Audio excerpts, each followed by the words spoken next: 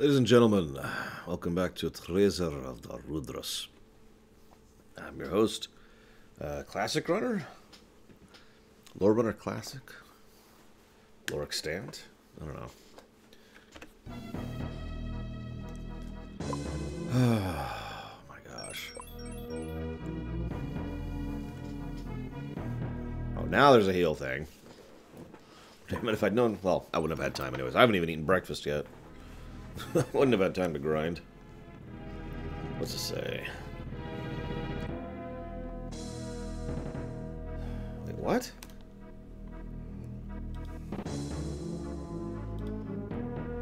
No. Hang on. Where the heck?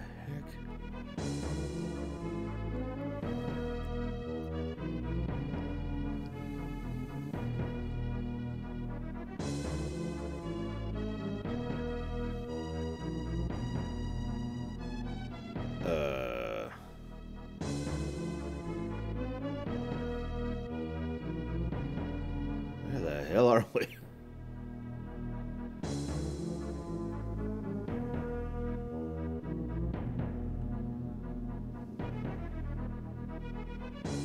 Ah, okay. I figured out where we are on the story. Oh my gosh. I swear I'm awake, guys. I swear. Some part of me is currently awake. I don't know which part of me is awake, but it's some part of me. Oh my goodness. Oh yeah, I just realized, hang on, I should update this to add, yes, we are cheating. Because I've started to add that to our thing here, so... let's see here. Cheats. Yes. Why? Occasional. No.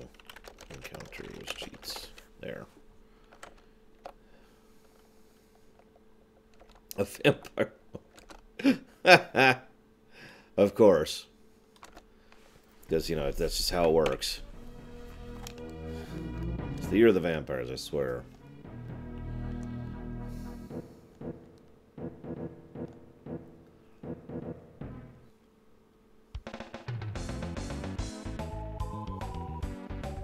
Did do this?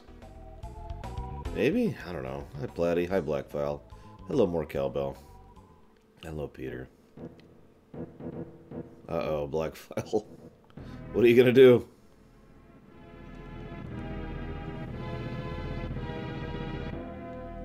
Like, this is...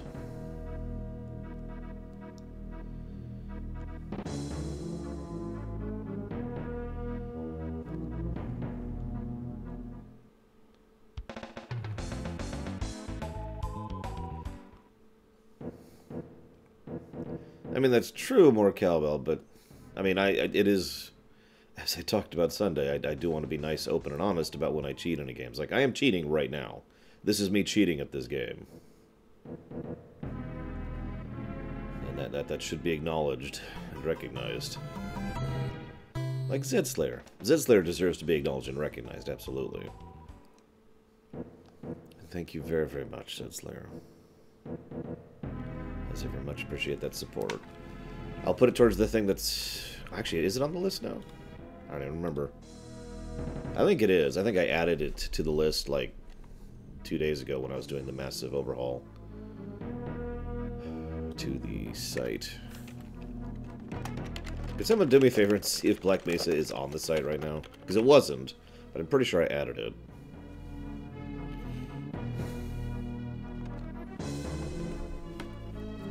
Good morning, Blue Wolf Alex.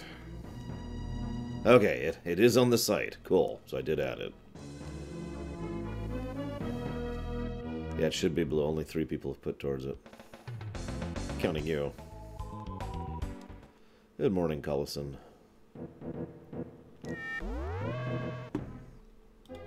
Good morning, Bragon.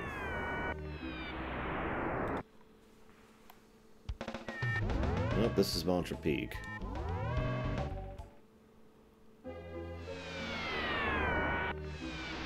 This is some weird statue. I still don't know what this is all about. I mean, I guess that is valid, more cowbell. And if I'm being blunt, I don't really consider this cheating. I don't. Like, I'll go and explain why I don't consider this cheating in just a moment, right after I say thank you for Timonosh. Thank you very, very much. As ever, much appreciate your subs. And I will put that towards Cyberpunk, which has also been added to the list as of a few days ago. Whenever that comes out. To my knowledge, we don't even have a year ETA right now, which is fine. I'm guessing next year, personally.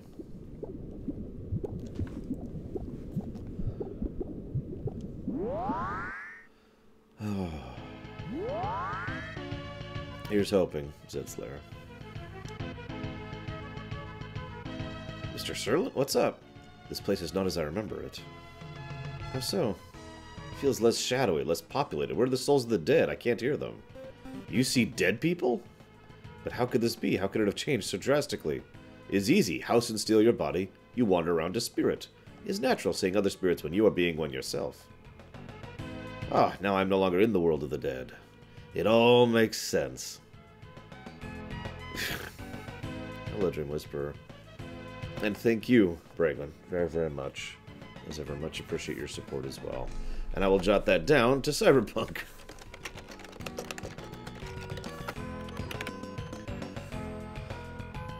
Okay, where am I going?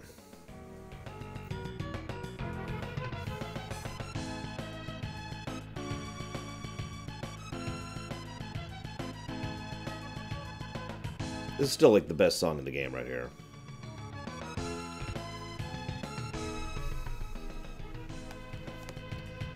Didn't they... I could be misremembering, but I thought they already flat out said they weren't doing any Cyberpunk stuff this E3. Like, no big announcements or something like that? I could be misremembering. I know Sony's not doing anything for it.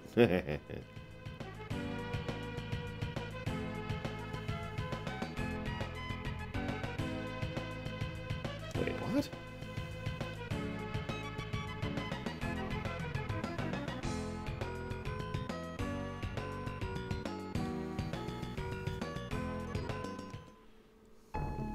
No, that's not it.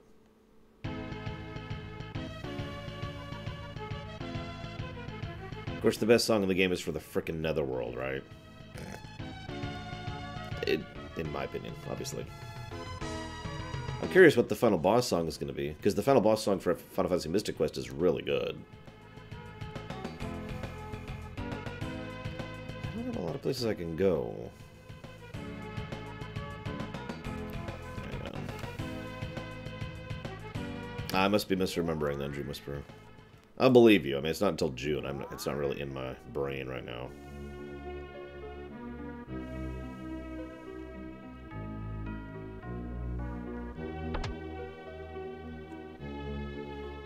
That might explain. So I've seen several rumor sites talking about how they're going to announce a 2019 release for Cyberpunk. I roll to disbelieve on that. I really do. But we'll see.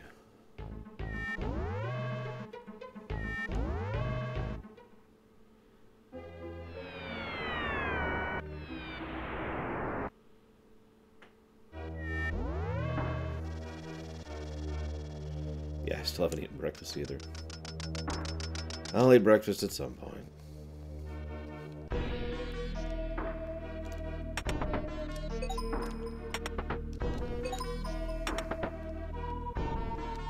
The heck is a maple cutter?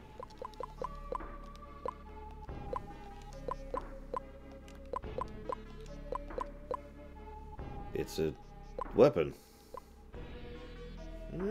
Yeah, sure, I'll take that. Why not? It only triples his attack power without really hurting his spirit all that much.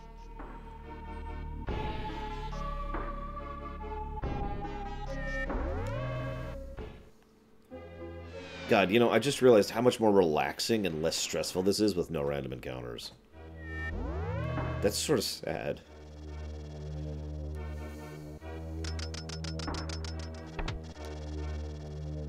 Like, isn't that sad? I'm with more Calbot, so I said I'd explain why I don't really consider it cheating. To me, there's a degree of gradients when it comes to cheating. I've actually talked about this concept before. And one of those gradients of cheating is to basically try to fix problems that exist within the game itself. Now, Whether or not those are actually problems or not is probably going to depend on the individual's perspective. Whether or not you think the encounter rate is too high or not is up to you. I think it's too high, so I am correcting that with a cheat. It's one of the reasons I'm so in favor of dev commands or dev toolkits or whatever being built into the game. Like, for example, Elder Scrolls, right? There are plenty of ways to fiddle with the Elder Scrolls games quite extensively, actually. Thanks to the fact that the dev kit has been released for all of their games, except for Blades, of course, because that's garbage. And the fact that you have the console right there, and just have access to the dev console. Good morning, Vigilant. Now, I consider that to be a good thing. But you overall get the point. This game, in my opinion, should have the option for a no encounters thing. It's not like the concept didn't exist at this point. Although, I was actually debating this last night, and I think FF6 might actually be the first, or at least the first Square game, that actually had a no encounters concept with the Moogle Charm.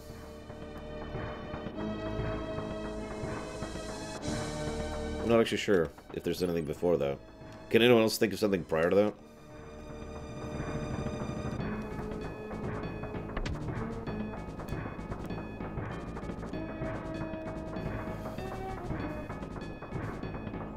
But, and I know I've talked about this many times before, I point to Final Fantasy VI as my example of why built-in no encounter should be a good thing, and why, you know, the encounter rate in these older RPGs is just stupid. Because every single time I play Final Fantasy VI, when I finally get Mog, like I beeline for Mog in the World of Ruin, and as soon as I finally get Mog, it's like, oh, like there's just this huge weight lifted off my shoulders. Oh, thank God. I can finally turn off encounters. It's been so, you know. That being stated, I agree with Dakota completely. Backloading it, not a good idea.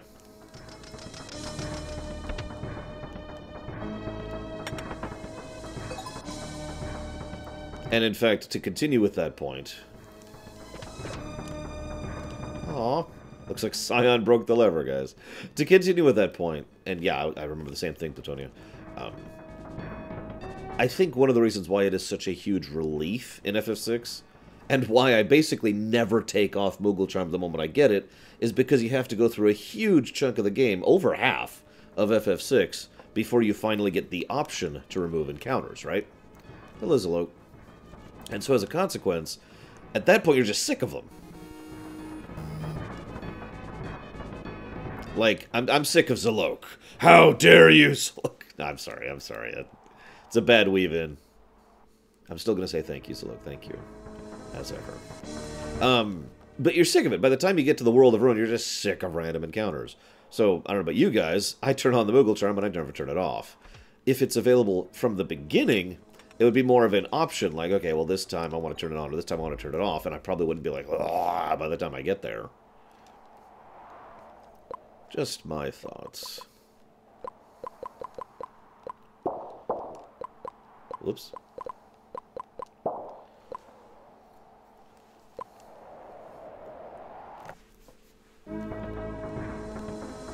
Okay.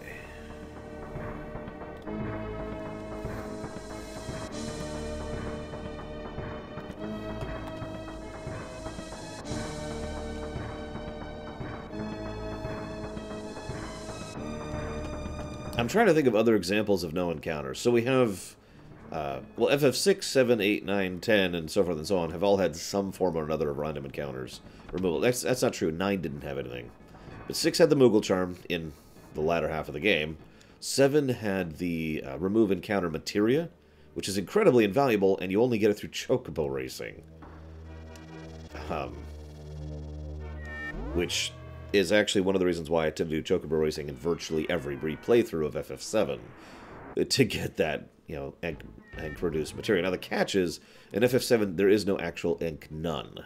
That just reduces the encounter rate by a quarter, or by a half, depending on how much you've leveled it up. FF8, of course, has the ever-infamous Ink None, which is where I get the term from, which you can get very early in the game if you know what you're doing, although it's actually pretty risky to get it the moment you get access to it, but, you know, whatever. 9 doesn't have anything because 9's dumb. That 10 has something. There's monks in Zanarkand. I remember this. There are monks in Zanarkand that you can fight, and they drop an item. And that item can then be crafted with FF10's customized equipment system in order to add no encounters to an item.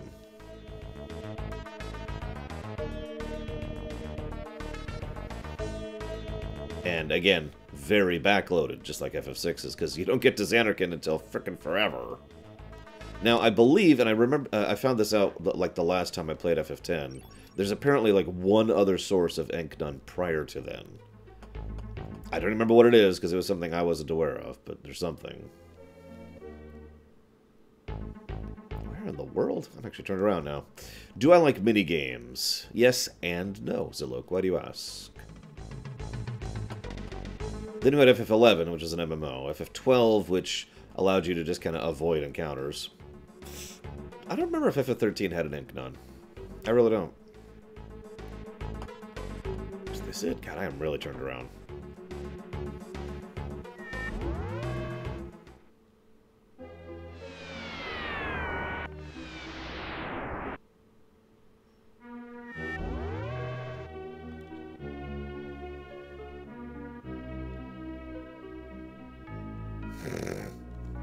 Lol. See, about the emulator comment.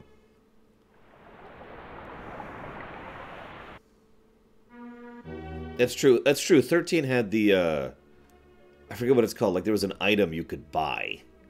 It was like a repel sort of a thing. And that just, like, psh, ink, go away kind of a thing. Is this where I want to be? No, this is not where I want to be. Where the hell do I want to go? I hate that this guide I'm using literally has the wrong names for locations. It's really frustrating trying to figure out where I'm supposed to go. Okay, I think I know where I'm supposed to go. I think.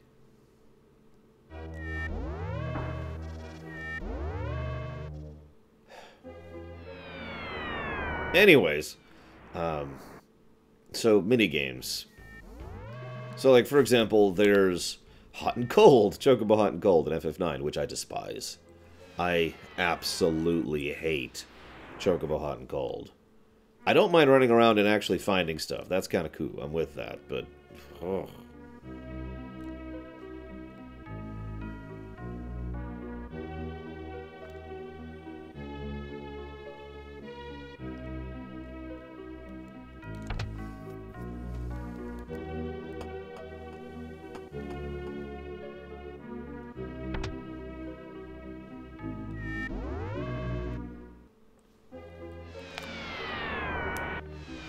This is just going to be the other ruins. Where the hell? Okay, hang on. Give me a second. So this is where I came in. It's just I can't go back. Okay, hang on. So I need to get over here.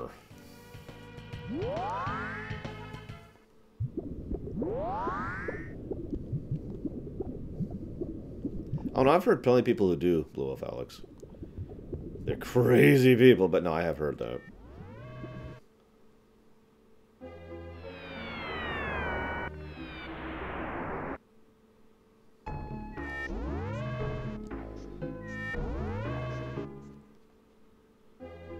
Hang on.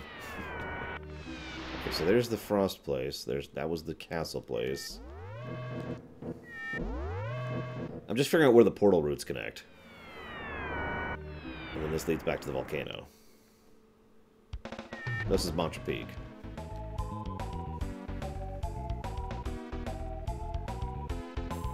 And then Mantra Peak goes to the volcano? Nope, Mantra Peak goes to the Lady. Lady probably goes to the volcano. Yep, okay, so we need to figure out... God, this game. Yep.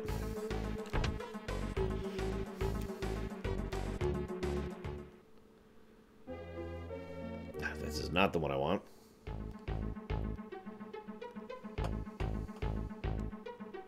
hell? Who are you? The next showing will commence shortly. Huh? The projector is being initialized. Please wait. Hold, please. Could you not speak a tad more softly? Apologies, I shall alter my voice pattern.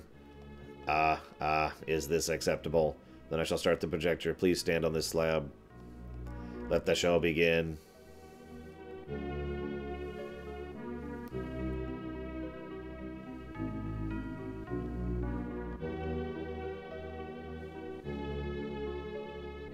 This is kind of weird. Amazing. Who, pray tell, could have believed such a creation could ever exist? Yeah, Serland just goes along with everything, to quote it. It's kind of funny. Eons ago, when all was yet void, the gods created the morning, and our world appeared at dawnlight. Now the gods looked upon the world and saw its lands barren. Beautiful though it was, the world still lacked life. They hadn't placed doodads yet. In time, one found she could wait no longer. Creation was at hand. She? Yet the other gods would not have heeded her, for what she had envisioned was life, modeled from the gods themselves. And so she alone began to populate the world with creatures of her devising. First came the divine race of the Danons, then the mermaids. The reptiles soon followed. She crafted each with her own hands, but every 4,000 years she destroyed her work, beginning anew with a fresh creation. And so the great cycle of destruction and rebirth began. Why must the great cycle continue unallied? If there is a reason to it, only she knows why. Why are you telling me this? Perhaps it is the simple pleasure of creation and destruction. Listen! What manner of demon? You've come too far, scholar. This knowledge is not for mortal ears! And who might you be, sir? Your right to ask questions expired with your right to draw breath. Perish! Didn't we already kill her on Scion's thing? I feel like we did.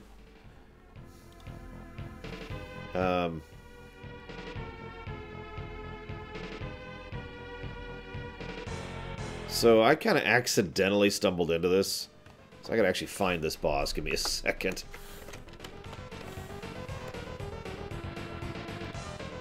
Oh God, she's got some health. She's weak against dark. Okay.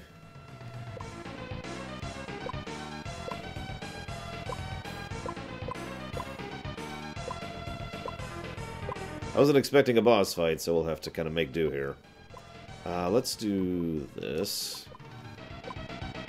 Yes. And then let's do this. And then let's do this.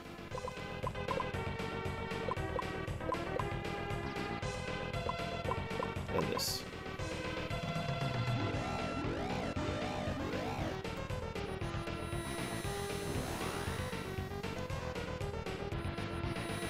That's true, Black Vial. So I guess there's just two of these orrery ladies lying around. Ow.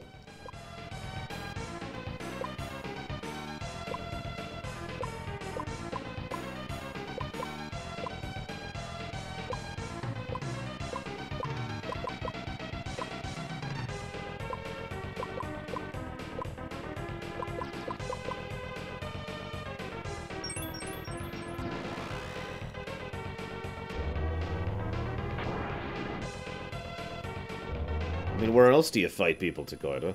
Honestly. Actually, shouldn't be too bad. Why did I say that? Oh, we're okay, we're okay.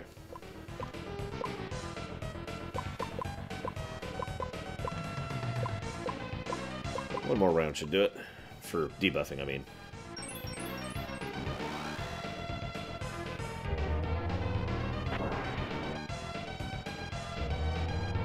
I mean, we haven't been leveling for a while because we have Enknun on, so...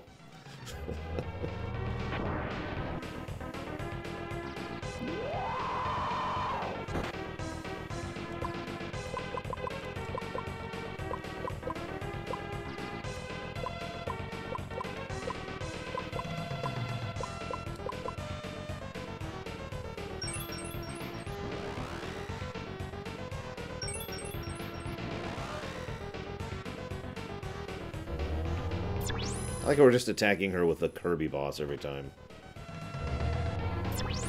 2 more should do it. Maybe 1. No, maybe not.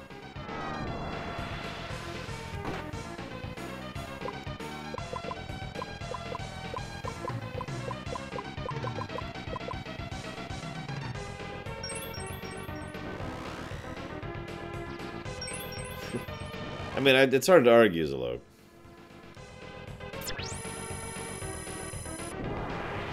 Ah, I can't see. My eyes. You bastard. Okay, she should be dead, so obviously I'm fighting a different version of this boss. She should be like 1,000 points dead by now.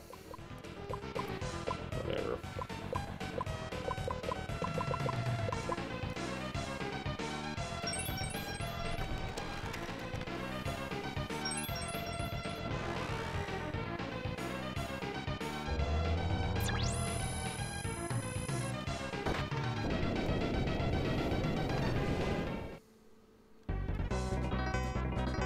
See, this is how we'll gain experience. We'll just be as bosses to gain experience.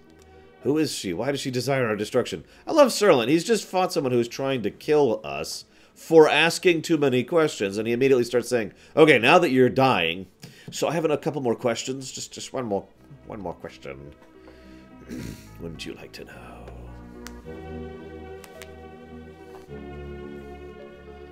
This concludes our presentation. Projector disengaged.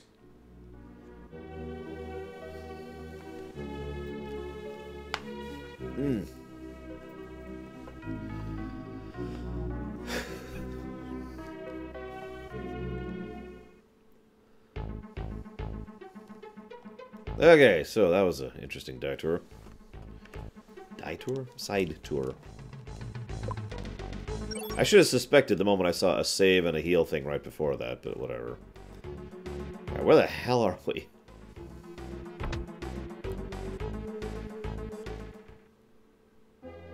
Nope. Ah, if only I could ask the Valkyrie Lenneth to hop down and be like, could you just carry me over there real quick? Just one hop, that's all I'm asking. This is also no.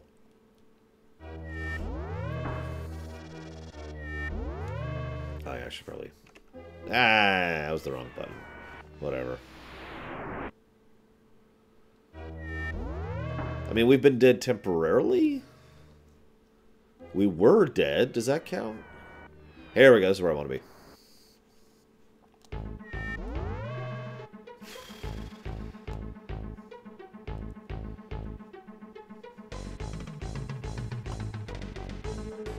I never remember the way out of this place. That's why I was like, So I was looking something up recently. How many of you guys have ever heard of, oh, I can't remember the name of it now, of course. There's a website which is like how long to beat, or this is how long to beat, or whatever. You know what I'm talking about? It tracks people who put in how long their save games are for different types of playstyles for many different types of games. Then you can go and get a very rough idea of how long any given game is. For premiere runs, I actually use that site a lot. Because it's extremely helpful in trying to gauge exactly how much time any given game should take. Now, funnily enough, this game is not on that site, or at least not in the format I looked. It just occurred to me I probably should have looked for Rudra no Hihao, or Treasure of the Rudras, whichever one I didn't check. But anyways, point being, it's a pretty useful site. And I was thinking about this because this game is, so far we're about 18 hours in on our 4th day. And we're not even halfway through the game. Like, once we beat Serlin's scenario, that will officially be the halfway point.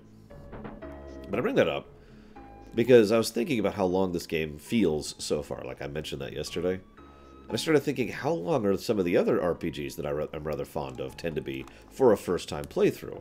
After all, I can beat FF6 without even really trying in about 12 hours. Like, that's not speedrunning. That's just me playing normally. So, I started thinking about it. How long is FF6, for example, for a newcomer? So I looked up, you know, how long to beat. The average is 34 hours for FF6. Which I gotta admit, that actually surprised me a bit. What? Hey, no, what are you doing? Is there a problem, madam? Stay out of there if you know what's good for you.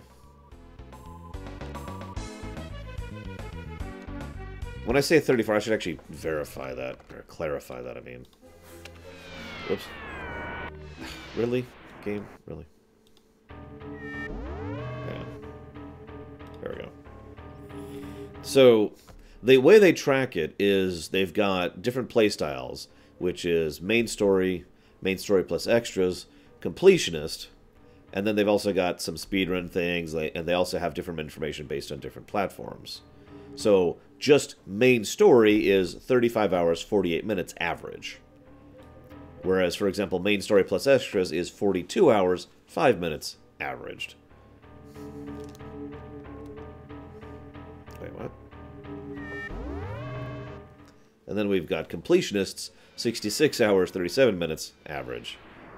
And so forth and so on. Again, all this information is, in my experience, incredibly inaccurate. But it is a good ballpark estimate for how long games are. And again, which is invaluable for my job. Because I can just glance and be like, aha! In fact, actually, I'm going to check something here. With this awesome music that I'm going to pause so I can type.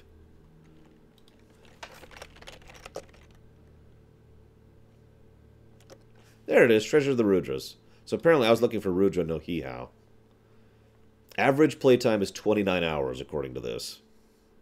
Although that is a very small number of people who put it in. So, to give you a direct parallel here. FF6 has, again, so the way they work it is people just sign up and say, this is how long my save was for this playstyle. So it's all player generated, so it's possible to have inaccurate information, obviously. And it's going to vary based on the individual playing it. But what they do is they pull that, and the more they have, the more likely to actually have accurate information, hence the average median thing. So, for example, for FF6, they have 429 people who have all told them, you know, this is how long it took me to beat FF6. For Treasures of the Rudras, they have a grand total of 8.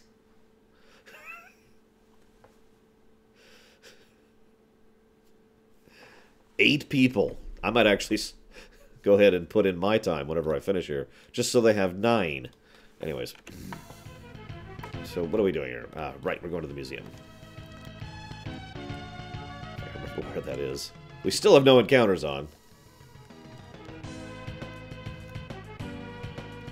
At some point I am going to have to turn it back off so we start gaining levels again. Oh yeah, let's get a real save in here, as suggested. Although, funny enough, I just noticed something. We're pretty underleveled compared to Scion's thing. Although we never did Enk None on Scion scenarios. That might be part of it.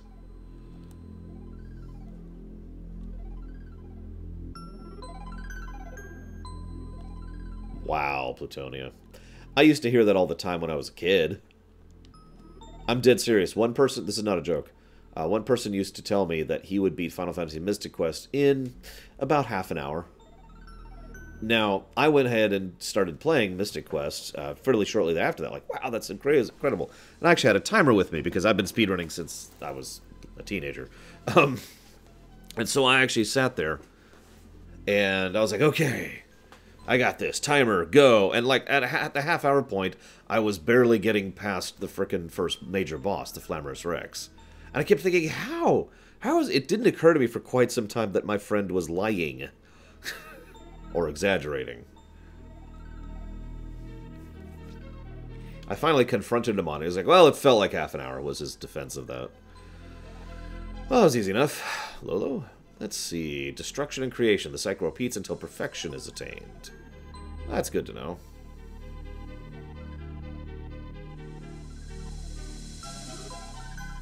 God, Tree Whisperer. I don't know what I'm going to do about that. Is there a good leveling spot? Like a good end-game leveling spot? Or something?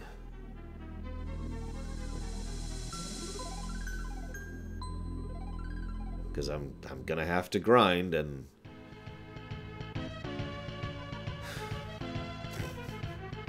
I might have to grind. I shouldn't say I'm going to have to. Exactly, Zilok! See, someone finally understands. Where am I going?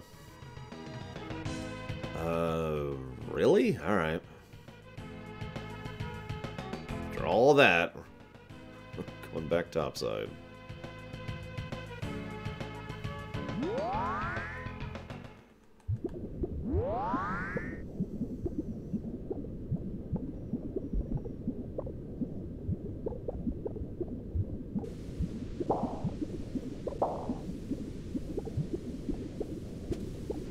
Just think, there should be random encounters right here.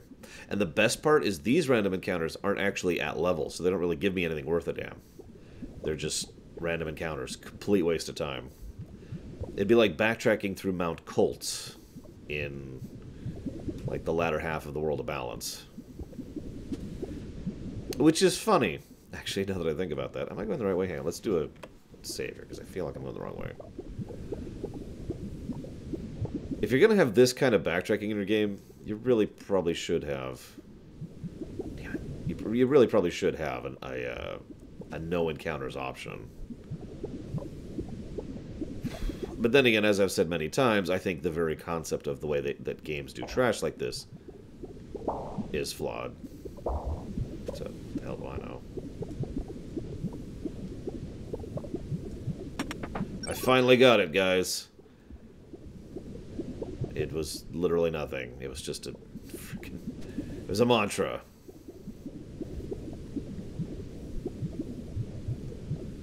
Dude, I remember the second time I ever played FF5. That's a wrong way to put that. I remember the first time I played FF5 for real. You know, not doing playtesting work on it. I'm not going to make the joke. I'm not going to make the joke. And, I remember I got to...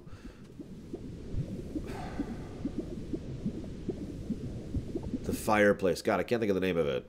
I got to fireplace, right? And I'm like, oh man, I'm just having issues. I need to go grind up my levels. And by levels, I mean my jobs. Specifically, I was grinding for jobs. And then I remember spending like an hour and a half there. And that probably doesn't sound like a long period of time, really. Sure felt like it. Especially since I was getting like 2 or 3 job points per encounter. Just inching forward, inch by inch. Slowly leveling my jobs.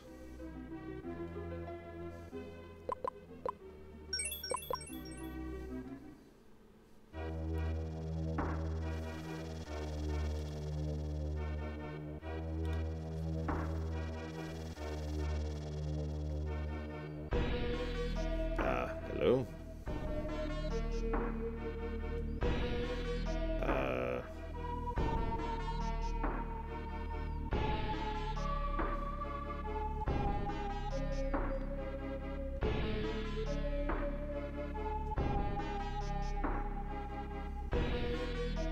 Yeah, my Bravely Default save ended up being in the dozens of hours because of grinding.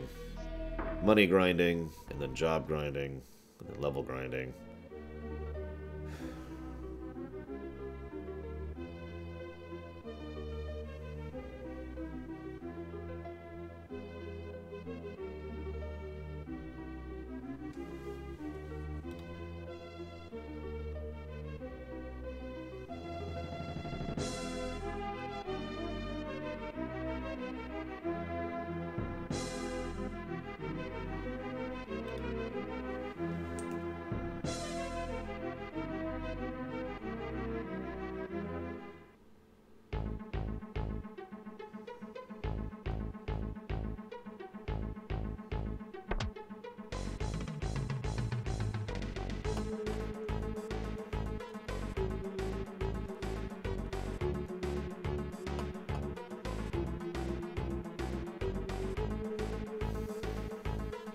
So we have a problem.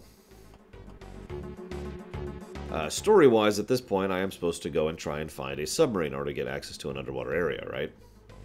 Now, there's of course nothing leading me in that direction, but according to the walkthrough, which I'm staring at, what I'm supposed to do is go here, walk into the ruins, have Lolo read this, because it says Danon script, right? And Lolo can read that, and nothing's happening. And then I go ahead and put a shard here, and then I do a mini dungeon, and then I get the pieces. Nothing's happening. So...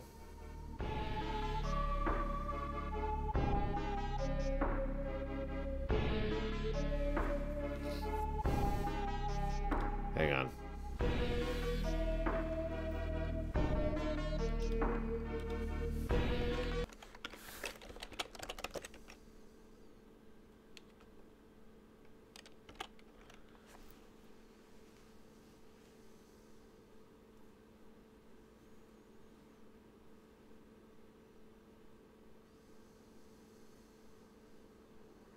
Okay, I think I know what's wrong.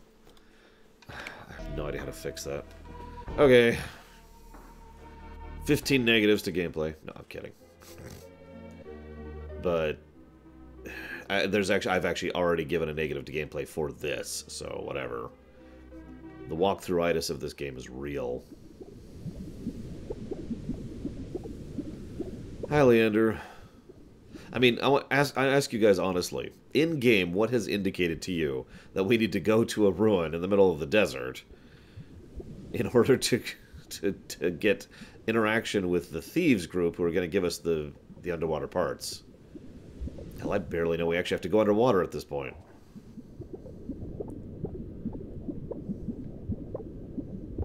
Hang on, let's get a backup save here. Make sure we're going to the right thing.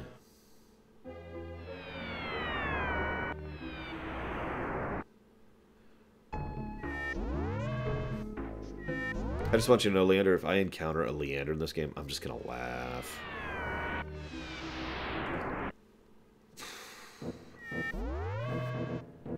Here we go. So there's something I'm missing here. I have no idea where, so we're just gonna kind of left wall it for a bit.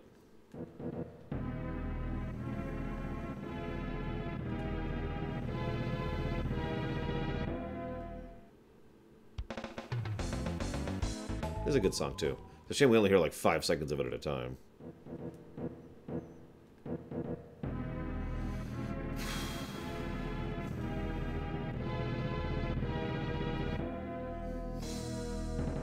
You may remember we started the game here today. Like, this was literally where our save was. I am the Rudra of the Danans. Why have you disturbed my rest? It's alive? Jadebearer, what do you seek of me? The two of your fellows have awoken. The Rudra of the reptiles has already fallen in battle. The Rudra of humanity now seeks power and some unknown end. These are things I already know. Do you know what Hausen is planning, then? He, like you, seeks the body of the next Rudra. I have no interest in that. Is every Rudra capable of causing a cataclysm? Indeed, I too possess this capacity. 3 Lago stones remain on the surface, that of the reptiles, that of the giants, and the one before you. Bring me a fragment of each, and I shall tell you more. I guess we're off again. We already have all the shards on your own, because we've been doing that. You have done well! With these shards, you are now linked to the Rudras. What can you tell us now? The Majestic Four seek the creation of a new and powerful race. The Majestic Four? Mitra, Mifa, Hausen, and Saizao. But I was told Hausen was a Rudra. How can this be? He chose to assume the form of a Rudra of his own volition. I can only speculate as to his motives in doing so. I know but a handful of salient facts about the Four and their plans. Gamora, the Guardian of Evolution, is the only other party privy to them. Gamora assured me Hausen intends to harm humanity, yet Hausen himself seems to believe he pursues a higher ideal. Then perhaps it is best you consult with Gamora directly. He may be able to tell you of the next Rudra and the coming age. The coming age? Hausen will do as I did in my time. A new age shall dawn, and a new race shall assume primacy over this world. Gather fragments from the remaining Lago stones and bring them to Gamora. He will tell you more. Take a shard of my own Lago stone. Lolo, can you decipher this? He who holds the 5 shards, triumphing over the Majestic, will forge a new future. Hold it, 5 shards? That means there's 5 Lago stones.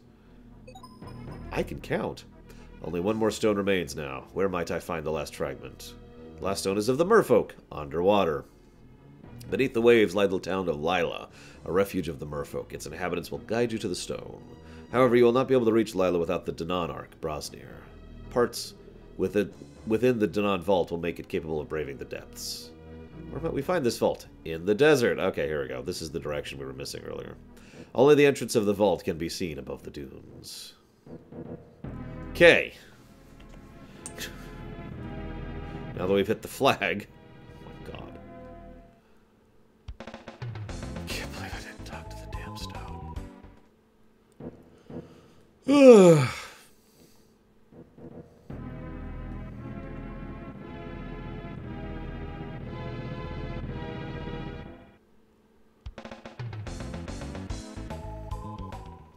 It's just a, it's a spell chest. It's a chest that tells you a spell word. That's all it is.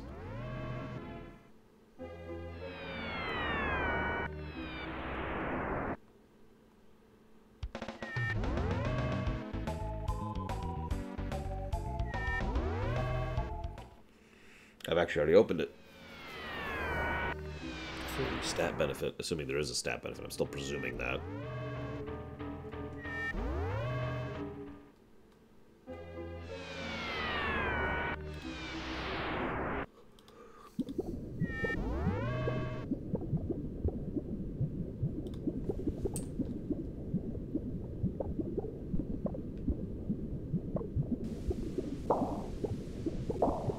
Well, I've heard several people say that this was an attempt at making a open branching story.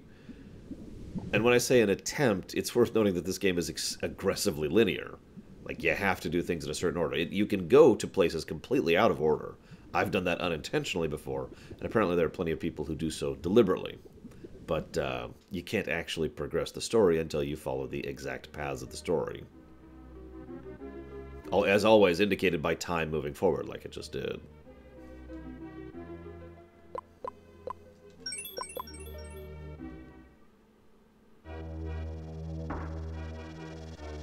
So anyways, hey!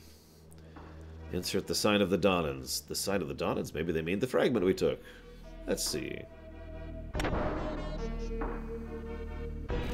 Lol, Leander.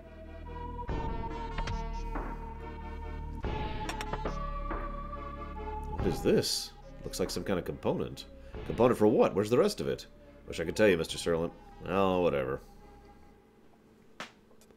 Oh my god, it's the jackasses! It's those thieves! We're treasure hunters. Get it straight, or... whatever. What are you two clowns doing here? Definitely not looking for a submarine module. No, sir. Submarine module? My esteemed knucklehead of a colleague refers to our airship.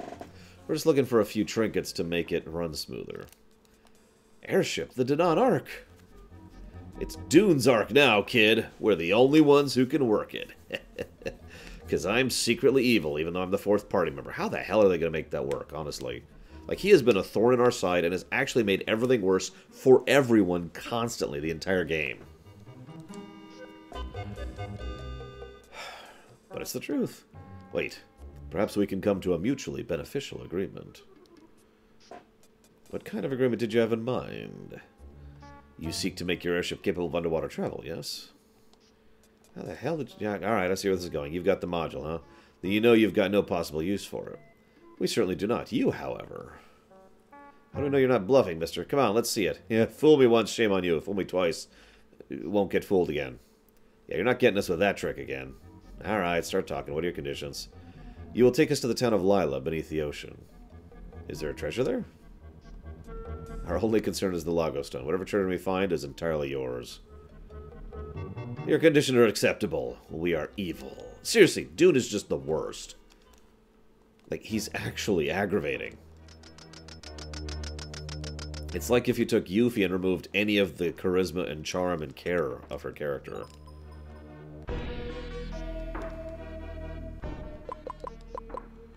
And I know people who don't like Yuffie anyways.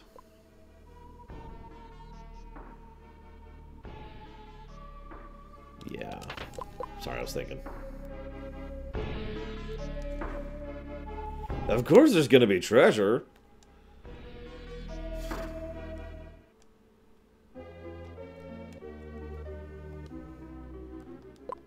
I need to decide at which point I turn off no encounters. Because at some point we're gonna have to level.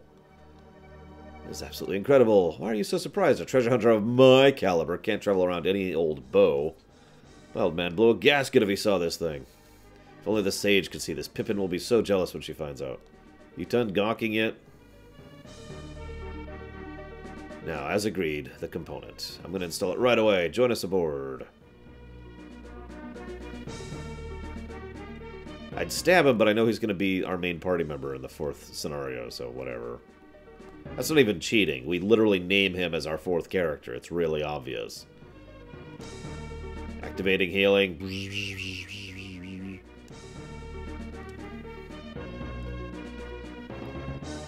You know, I can't hear the phrase, there's treasure everywhere, without thinking of Calvin and Hobbes, and then immediately getting sad.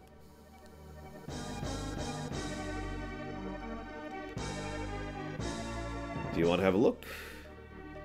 Yes, please, I want to see everything, no matter how trivial. Oh yeah, is there a boss coming up? I should check the walkthrough.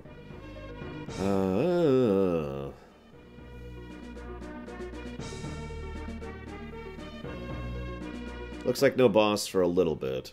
Next one's gonna be weak to fire. Hey, cut that out! No! That's the primary ignition, you dolt. Seems simple enough. Let's see here. Of course, Sid is the pilot of the airship. Oh, I didn't do that, did I? What's going on? Sid, get up here!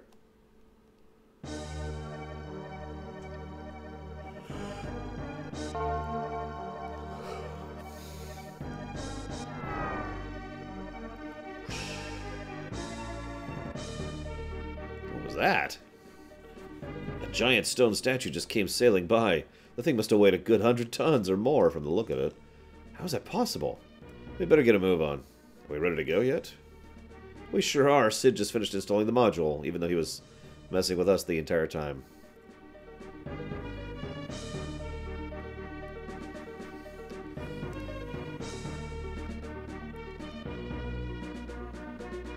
Is this ship airtight? Because we're about to go underwater, and that's kind of a concern when you're going underwater. Is the water? Leave it to me. We don't even get to control the airship, do we? Nope. We just... whatever.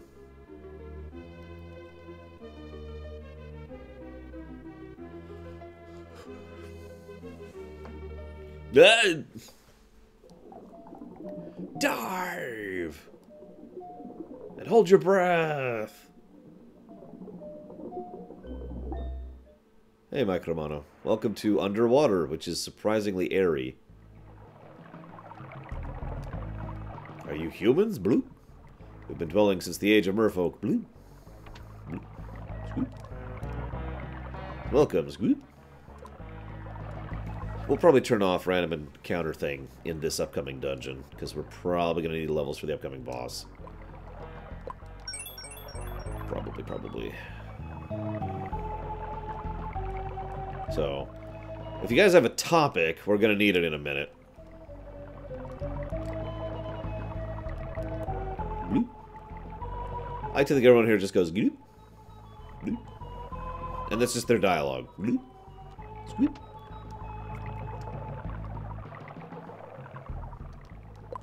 Look, that's still the cutest thing about that game. Okay, what do you want from me? Let's see here.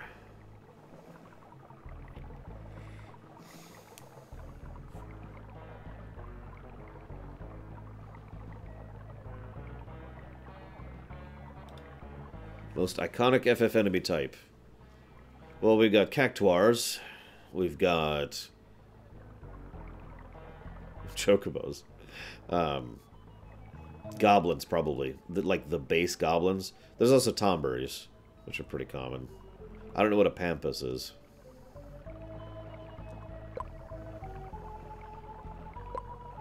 Moose.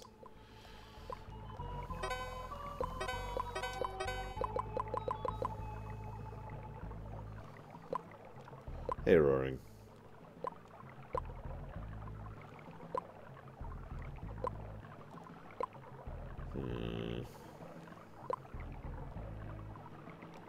Oh, the cac... okay, then, yeah, cactuars. Or cactrots in the original translation.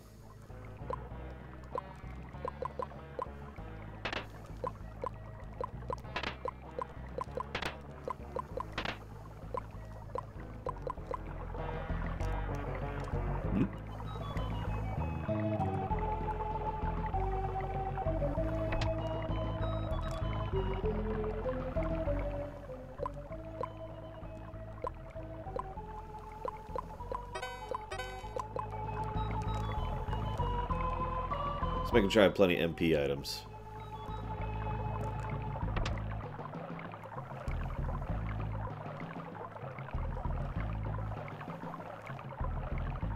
Yes, I know exactly why the waters are cleaner right now. It's because, hey, look over there. I'm guessing it's Riza, but I'm really not actually sure. Dry ones. Bloop. What do you seek here? We're looking for the Lago Stone of the Merfolk. Lago Stone? I don't know what that means, but I know where our god is. Leave this town. Travel southeast. The god rests there. You know, you'd kind of better figure as a chief without the glove. It's not exactly what you call dignified, you know.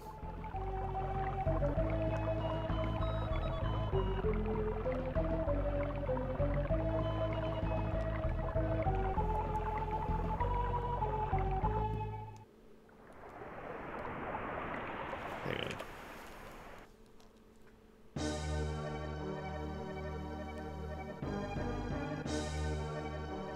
At this point, Zilok? I mean, I've said it before and I've said it again. I can't predict Square Enix anymore. Square Enix is just nonsense crazy.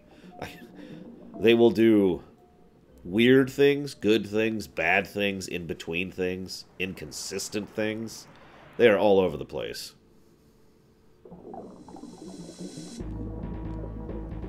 So I have no idea. Alright, so let's turn off the no encounters. Now, I suppose the real question is, do you think a new Mana game would actually be good? That being said, I thought the Secret of Mana remake was pretty decent. It wasn't perfect, and it didn't do as much as it should have done. But it was still good. So, you know, make of that what you will. Actually, hang on.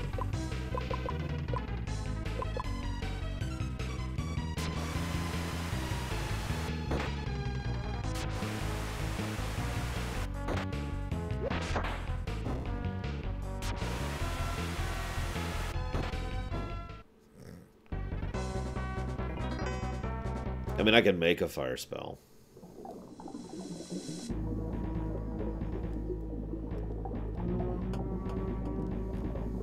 But I mean, whatever, right?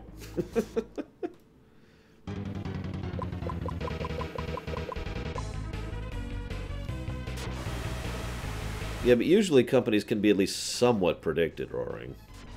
Like individual companies. Square Enix just is... oh... Some of their PC ports are good. Some of their PC ports are god-awful. Some of their games aren't even ported to the PC. Some of their games are coming out on Switch, and some are not. It's just... what are they thinking? I don't know. I have no idea what goes on in their brains. I'll go ahead and make a fire spell just to speed this section up. Hang on. Let me look at my spells stuff here.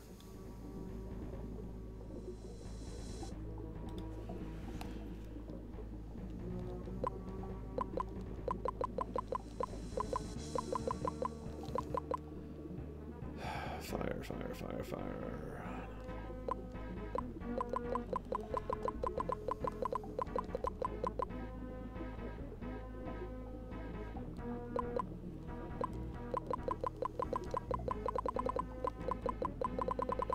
You guys have a topic, right? Because we kind of need it, like, now.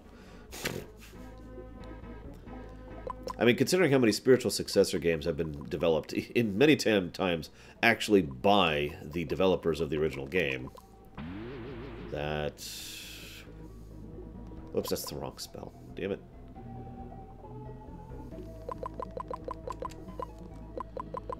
That's the kill a boss spell.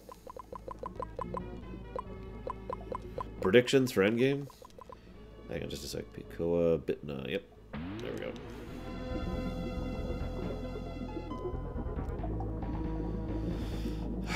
So predictions for endgame of this game.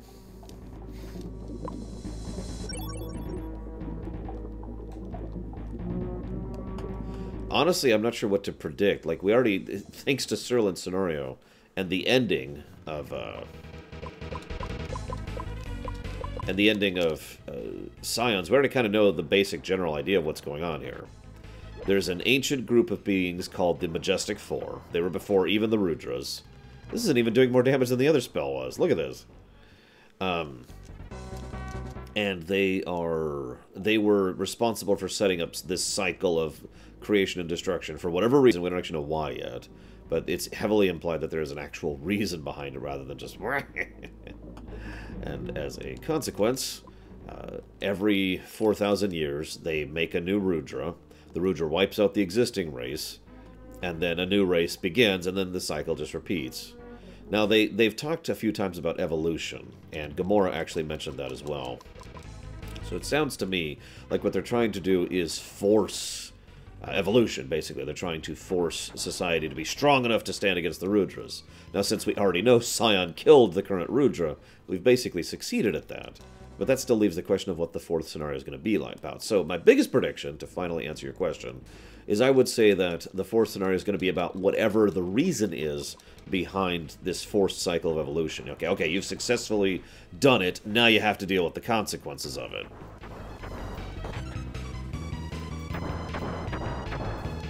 And we were trying to force you to evolve so you could fight the evil destroyers, to use the Guild Wars thing. Oh yeah, the Reapers from Mass Effect.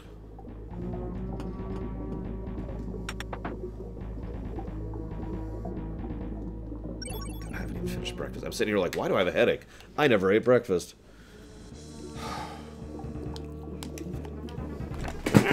Damn it.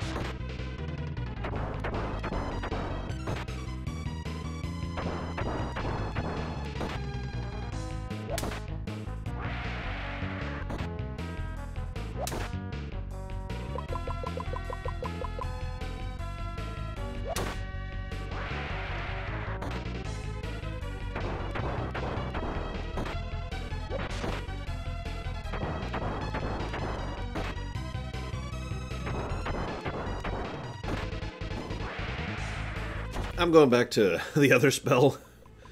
After this, it's working so much better. Well, no one has free will, Zalok.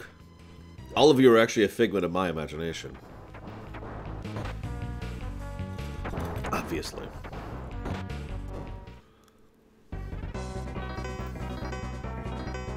At least I'm getting some levels in here.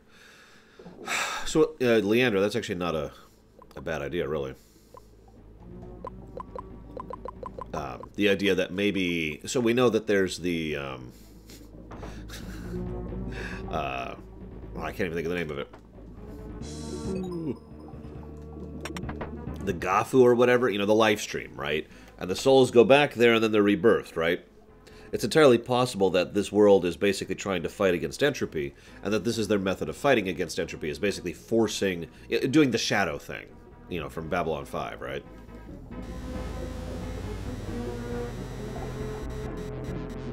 I'm probably not ready for this fight. It just occurred to me. Whatever. Time to die. Who are you? Why did you come here? Hold, we wish you no harm. All we require is a fragment of your Lago Stone. Humans! How can this be? The oceans are no place for you, dry ones. We came with the Danon Ark. Then take your ship and leave. Your affairs do not concern me. You listen here, little fishy man. You talk to Serlant, or you see how you taste with lemon and butter, yeah? Sore cold. We did not come here to fight. Insolence! You sure regret those words. The time for diplomacy is over. Let us fight the boss. I feel like I've fought him too before, but whatever. Good morning, Baron Same.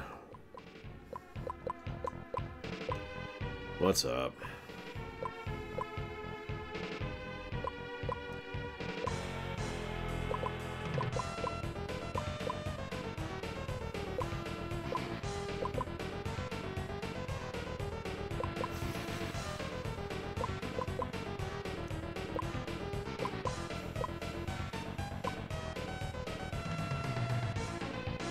I had a friend who used to pull that joke every time I said it, Baron. It drove me nuts.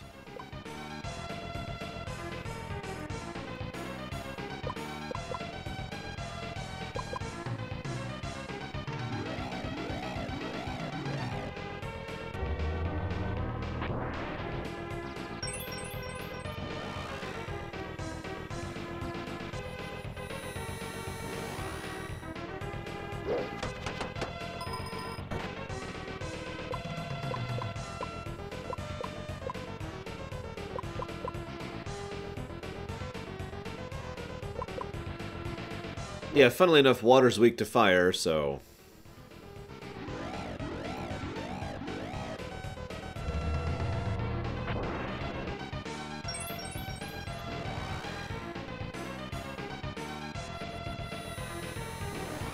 Nope, I'm never going to do another in-depth classic ever, ever, ever, Baron. Ever. Ever. Why do you ask?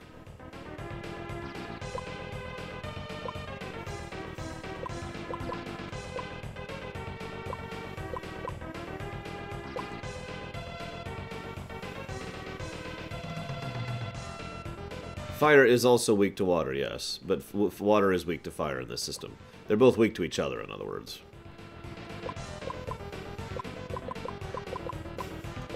So, to answer your question more seriously, Baron, I have no real plans for additional in-depth classics.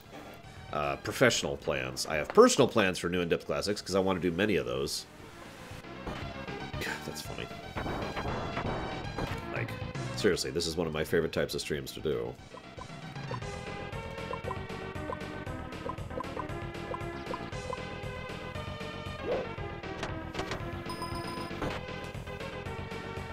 That being said, I should probably tell you guys, and I think I've hinted at this before, and I've said it flat out during Lore Week, at a certain point in time, basically when we hit Phase 2, we will actually be opening the gate for people to suggest...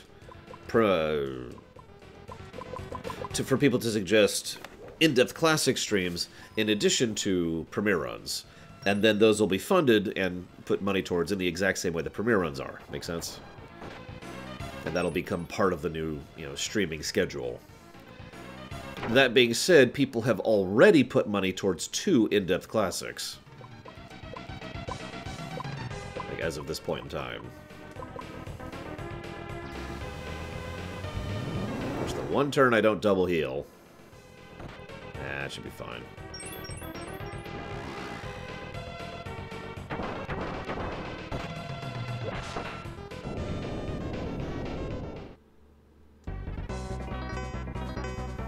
Yeah, at this point, I'm not going to complain about this game being easy. I'm just not.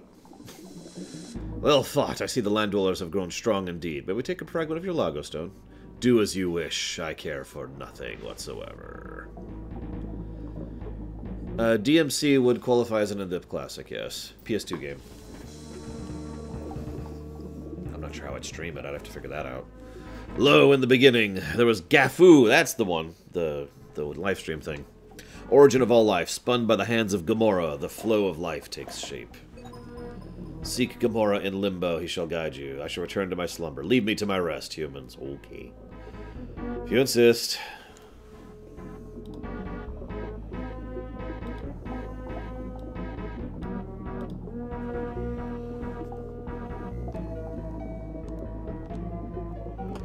Oh, is it on Steam? Perfect. There you go. There you go. We're good for DMC.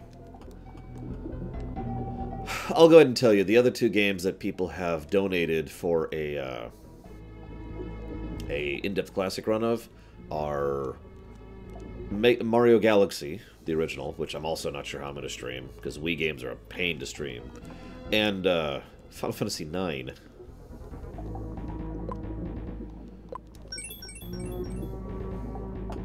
Aquaman, Superman, Craftsman, Spider-Man, Handyman, Ron Perlman, Loreman, and Woman Man. No, Zolo. Hate to crush your hopes and dreams, but no. GoldenEye would be an in-depth classic, yeah. Although I'm not sure you want me to play any N64 game for an in-depth classic series.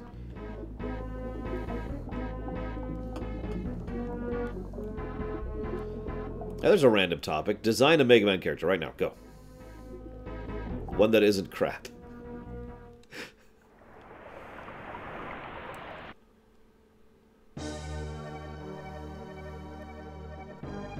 Yeah, 64 games, in my opinion, N64 and PS1 games both have the same problem. They were right at the cusp of 3D graphics, and so they haven't aged well at all. In terms of mechanics, in terms of design, in terms of graphics. There's just issues.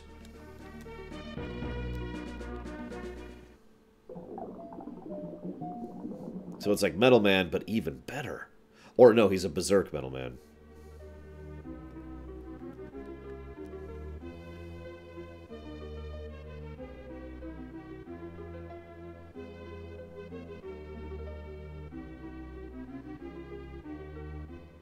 Hello, Zephon.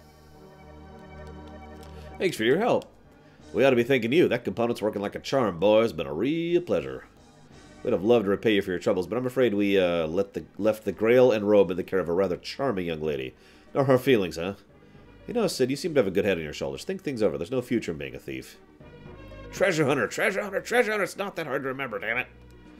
I hope we're not seeing another again soon, but you're taking care of yourselves all the same, yeah?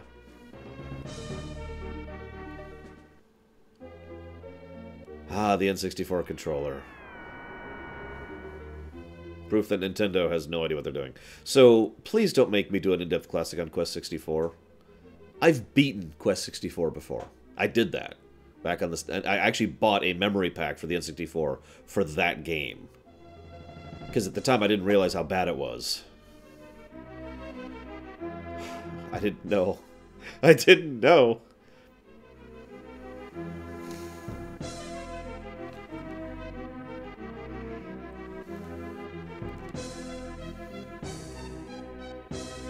I mean, it's probably worth noting that at a certain point, Quest 64 actually gets really, really easy. Like, in general, Quest 64 is, like, brutally, stupidly hard. Not even, like, proper difficulty, just aggravating grindfest difficulty, right? And then you get the Avalanche spell, I think it is. It's the third Earth spell. And I want to say the third Water spell, or something like that. It's the spell that makes you immune to magic. In other words, it turns you invincible. And then there's the spell that drops rocks on the enemy's heads. And once you have those two spells, you're done. I know what's funny is every single person I've ever seen play Quest 64 has done the exact same combo. I've never seen anyone try to go into fire or air. It's always water, earth. Where am I going?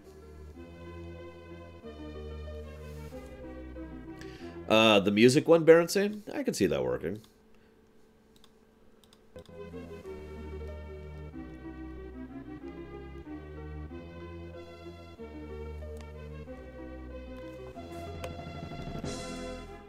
Hey, Myron. What's up? What? Oh, there we go.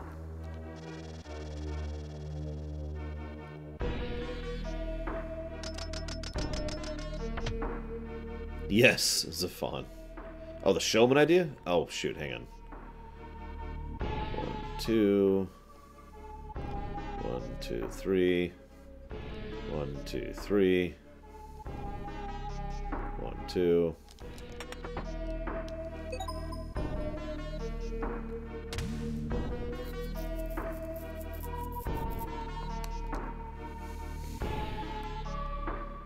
I'm so sorry, Mihawk. Someday, hopefully, you'll be salvaged. It kind of varies, Cord. Like, I mean, obviously, by the time you get to, like, PS3 era, it's kind of debatable if it qualifies as a classic at that point. But I would say GameCube, PS2, Xbox probably qualifies as the classic era, as of right now. And by that, I mean the furthest outmost edge. We could argue that it needs to go even further before that. But whatever. Hang on. So you said the show idea. I must have missed that.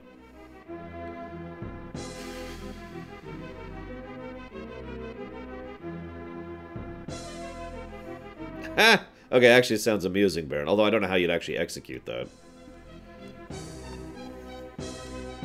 Yeah, Metroid Prime, I would agree. Counts as a classic at this point. You know, again, GameCube era. Where are we going?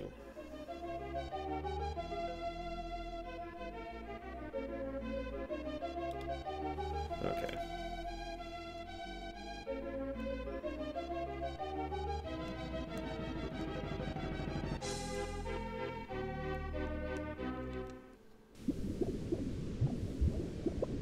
This is what, the 4th time we've gone back through Thor Volcano?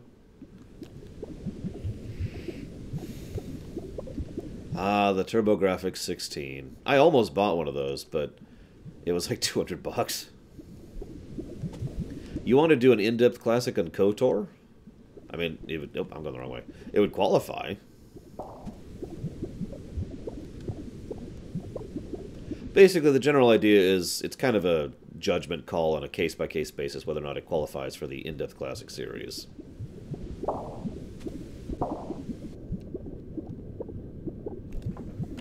Backup save there.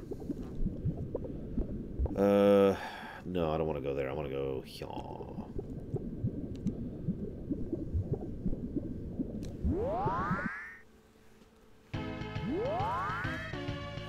Still the best song of the game.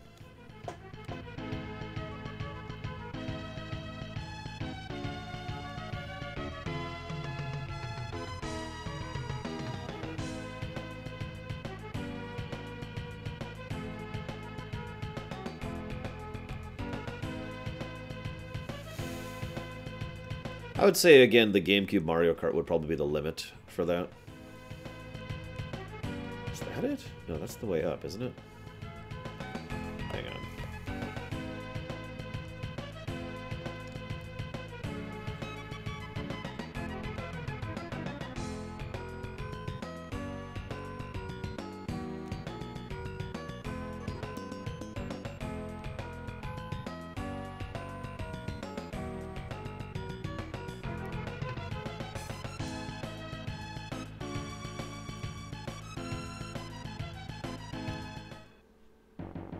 There we go.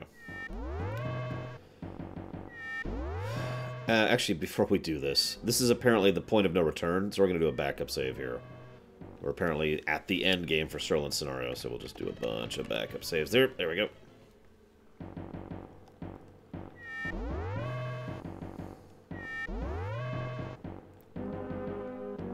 Why is this place so gross?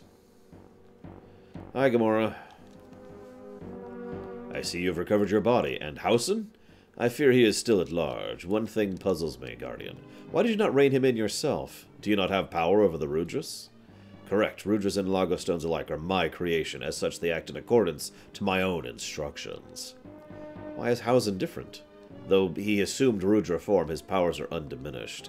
He is beyond the natural order, and thus beyond his own my own dominion. Is he truly so formidable?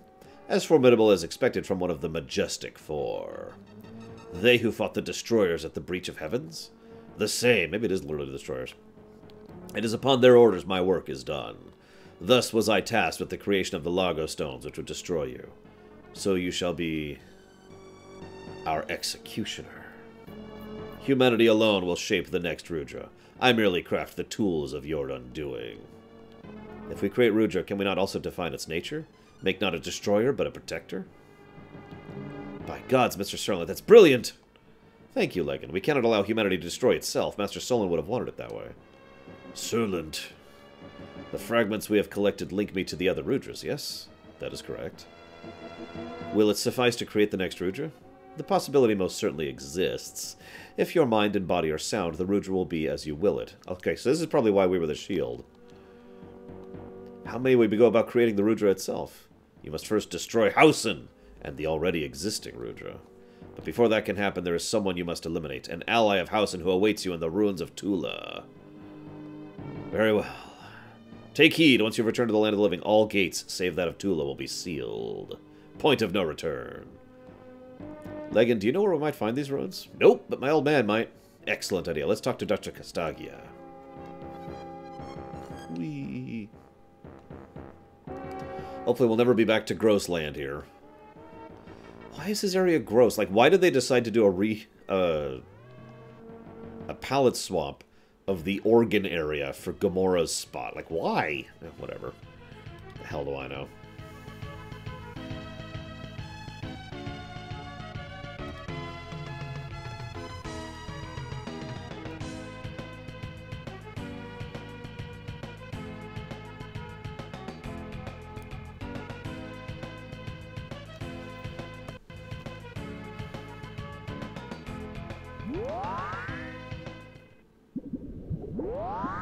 And sealed.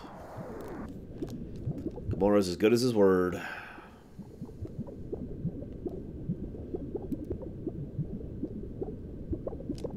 And we can't even teleport around anymore. Oh, crap. Oh, it's gonna suck. So this is now the 5th time we've gone through this volcano.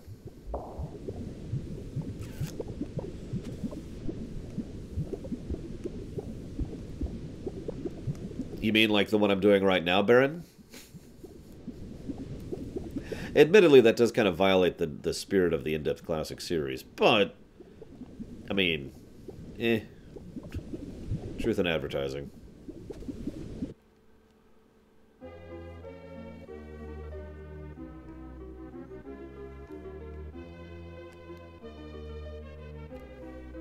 Okay, fortunately, it looks like I did go the right way, because I just realized I can do this.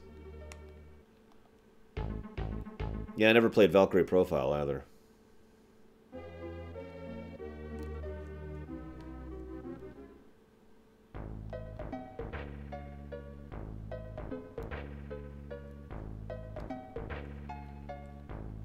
Quest for Glory 2? I don't remember. Hey, Pops, what do you know about the ruins of Tula? Tula. I swear I could have heard that name before. Hey, Mimille! What's the matter, Uncle? Do you know the location of the ruins of Tula? Seems to have slipped my mind. Tula? That's near Ompros on the peak of Mount Delphi. Mount Delphi! Thanks, Mimille.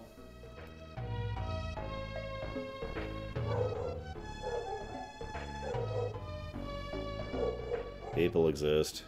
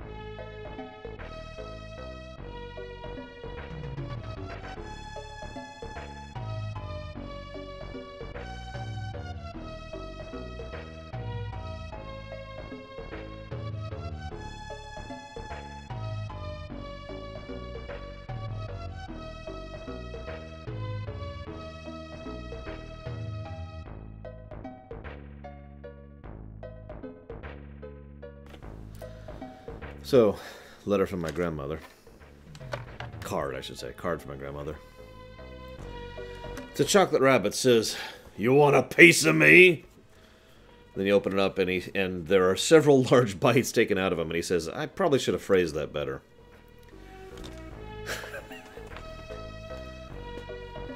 What am I doing? I'm going to the docks.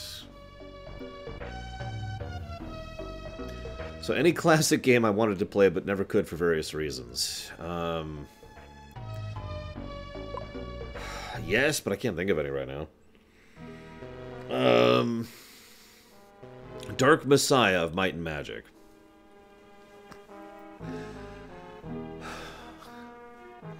Honestly, I can't think of it off the top of my head. I'm sure there's some.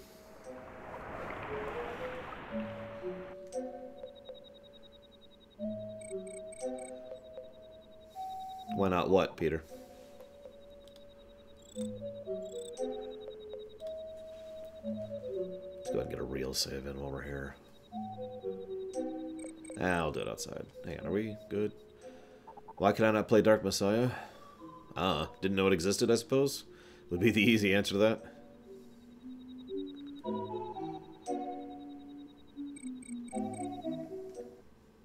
Well, I'm still to this day not exactly sure when Dark Messiah actually came out. Whoops, I wanted to get a save in.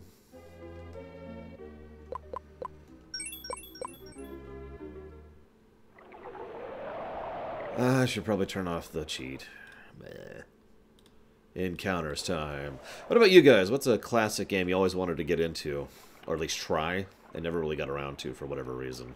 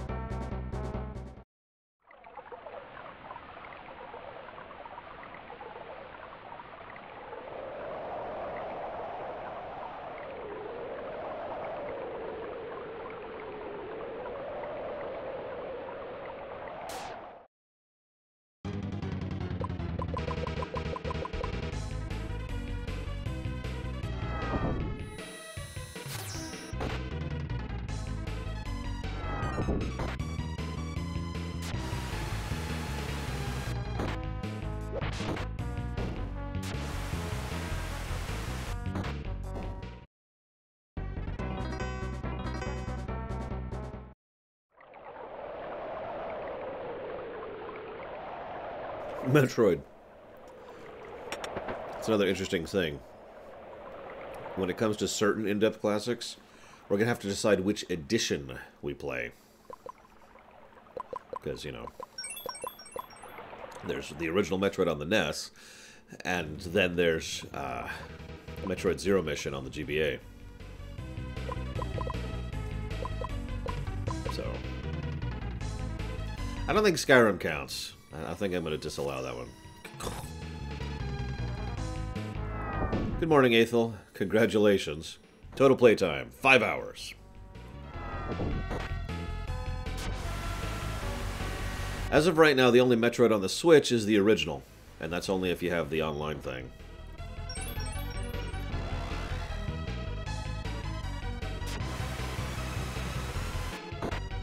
Oh, Zero Mission is an excellent proper remake.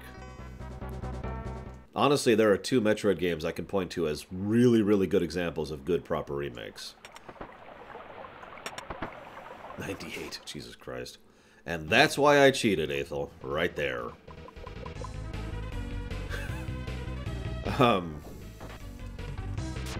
Yeah, Zero Mission, Samus Returns on the 3DS, Final Fantasy IV on the DS, and Super Mario 64 on the DS.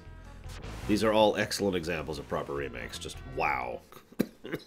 Fundamentally redid the games to make them better.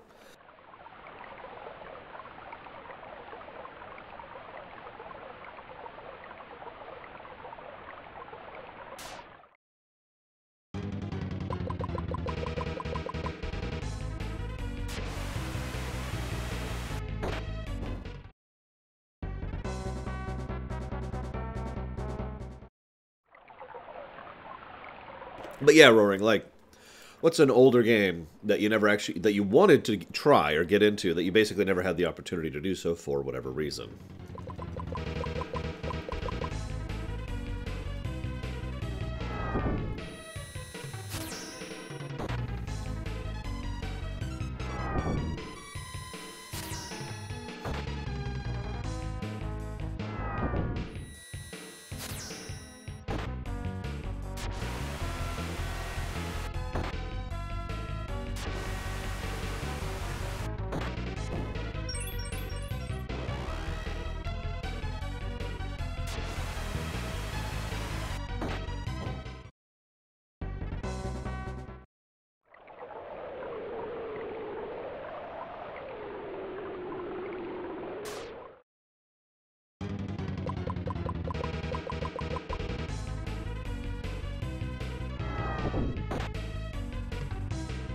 List 3, Platty.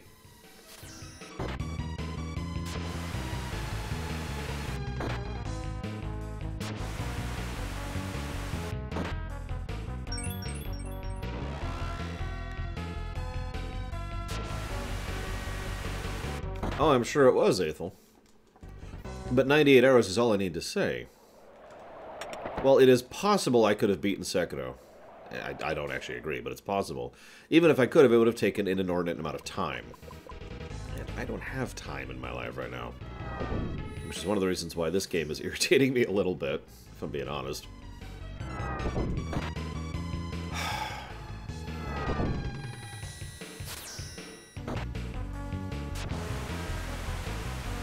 The original GT.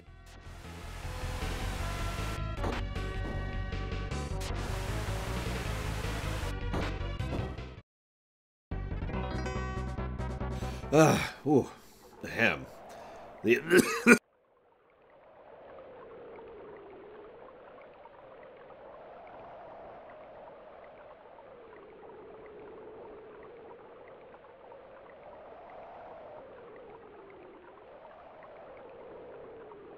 I've commented on this before. I actually played the original GTA when it came out with what I can only describe as ignorance. Like, it was this neat little game, but I had no idea it was actually going to be a franchise, right? And in fact, I was singularly unimpressed by it. I thought its approach, style, and controls were all pretty much crap. And so I just kind of put it down after I didn't even beat it. I just put it down after a bit, like, yeah, okay, whatever. I didn't come back to the GTA series until 3. And even that, a friend of mine had to be like, you should play 3. And I'm like, why? Here, no, you should play it. Okay, fine, whatever. Show me it. Oh my gosh, this is actually kind of cool.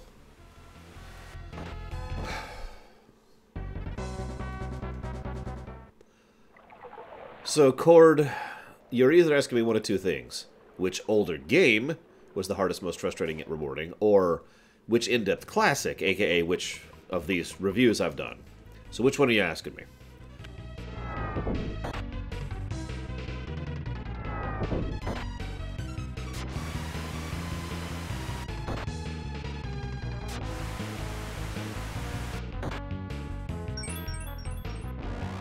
Oh, GTA 3 would absolutely be a classic. It's also an older game that hasn't aged particularly well, and will probably get a lot of negatives.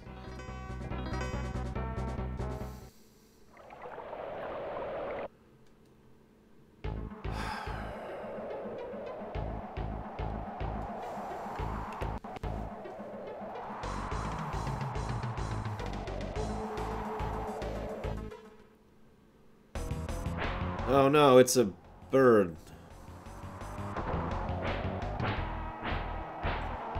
Okay. You ever played the DS one, Peter? I don't remember the name of it. What the hell is that two-headed beast doing here? Two heads? What's it? What use is two heads? Stupid. Solent, Dr. Wench. That fall must have scrambled your wits. That can't be. Sherland is correct. Hausen imprisoned our spirits within the body of this beast. You must destroy us. Well, okay.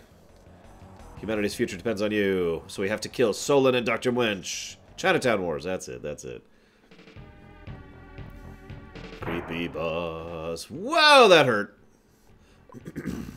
Okay, so let's get the buff cycle going here.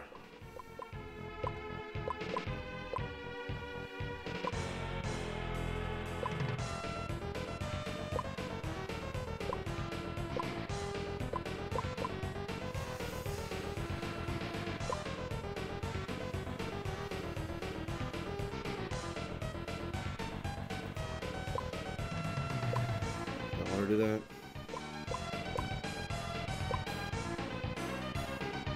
No.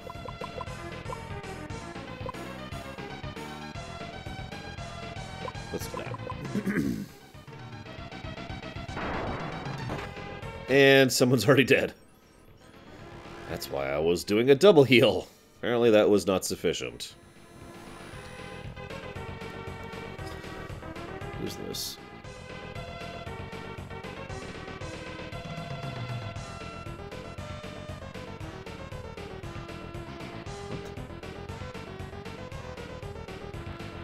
Cute. Looks like all of my Canada shipments just got returned. Oh, that's wonderful. Shadowrun? You mean on the SNES, right? I'm sorry, Aethel. I've lost point. What are you asking? What would be what a negative?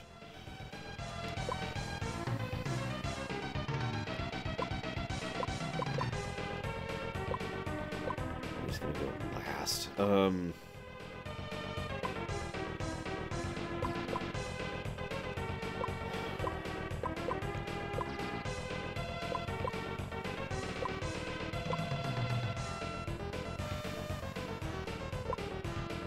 You know what? I'm just going to start this fight over. Hang on, hang on.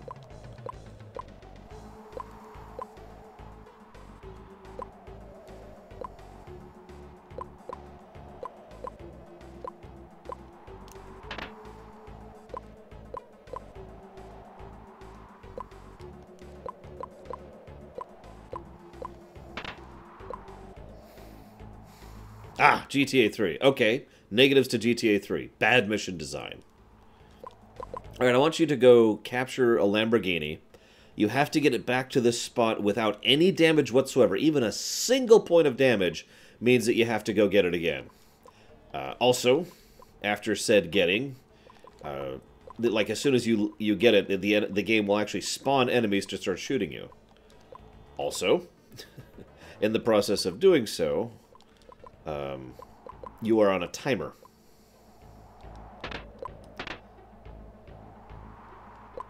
Also, swimming will kill you.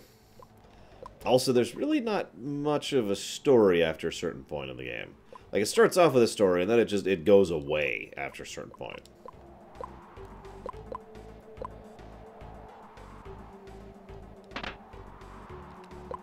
That would be Puexel and Essentia, Zephon.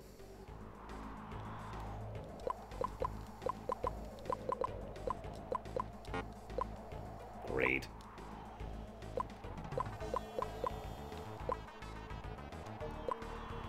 In 2013. Yeah, the mission design in GTA 3 was not good. It was very... It very clearly shows that they didn't really know what the hell they were doing yet. There's also the fact that a lot of the guns don't really... They're not particularly well designed. There's also the cars, which are not particularly well designed. There's also the fact that most of the cars have functionally about 8 health overall, which takes very, very little time for you to die in a car. There's a lot of other things. It's kind of stilted and doesn't really move smoothly, and just... There's a lot of issues with GTA 3, okay? It was certainly revolutionary, but it was not good. It was simply revolutionary.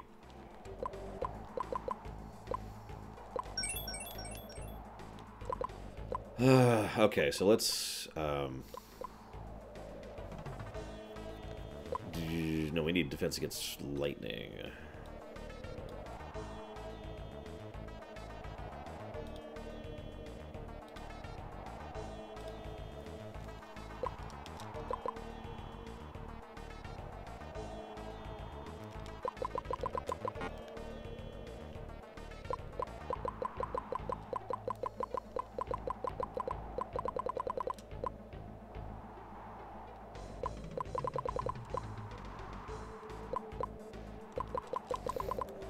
I can actually answer that question, sadly, Zephon. It's because of the mantra system.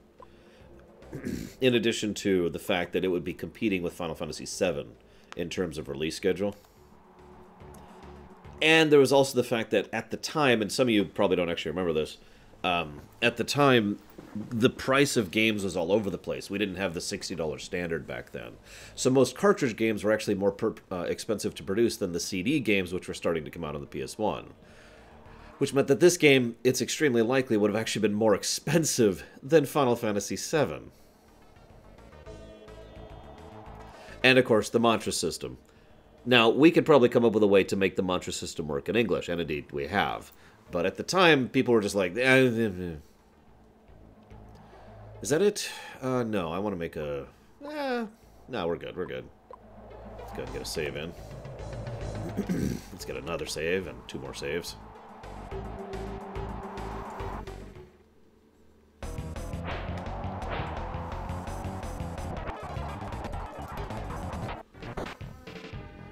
So that's great. I start the fight with the hit that just straight up kills him. That was one of several reasons, Baron.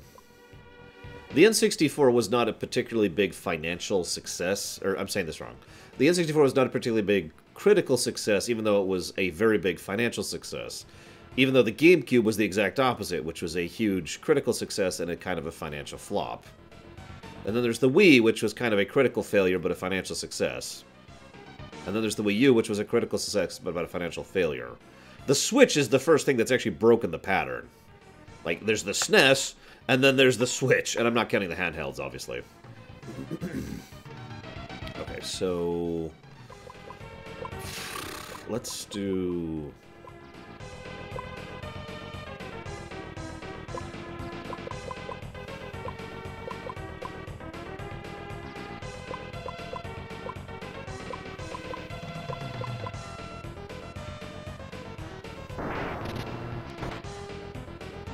Mantra is a magic system, yes. The way it works is there are prefixes and suffixes, and then there's like core spells. And you learn the core spells as you play throughout the game, and then you combine prefixes and suffixes to craft your spells. Now, in the original Japanese, it was all in katakana, so it was like emblematic stuff, which obviously doesn't literally translate into English at all. So instead, we have things like PE, BE, and FA all being prefixes, whereas... excuse me, and then you have, like, peace as the actual spell word. Excuse me. Okay, so I want you to do this. I want you to also do that. I want you to do... nothing. You do a heal. You do the other thing.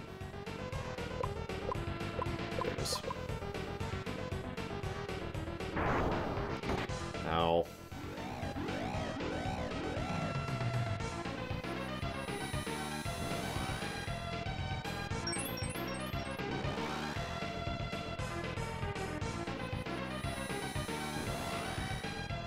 Well, yeah, but a huge amount of the game is designed around the mantra system, Zephon, so getting rid of the mantra system basically means making a new game, functionally. Because it's built, it's tied into virtually every aspect of the game, story-wise as well as gameplay-wise. Can consoles count for in-depth classics? I don't understand your question, Baron. You're talking nonsense, man! Seriously, I don't get it, but what are you talking about? Let's go ahead and start doing some damage.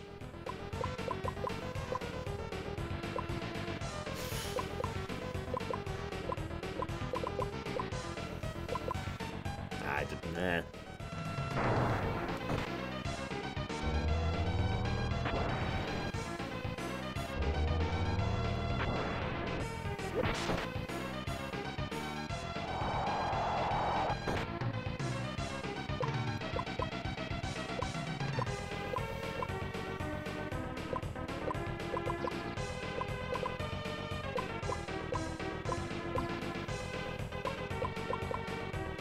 Hardware reviews?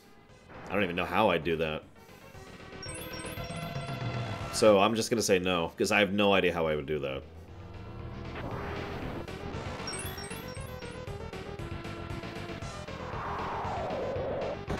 Here's the SNES. The end.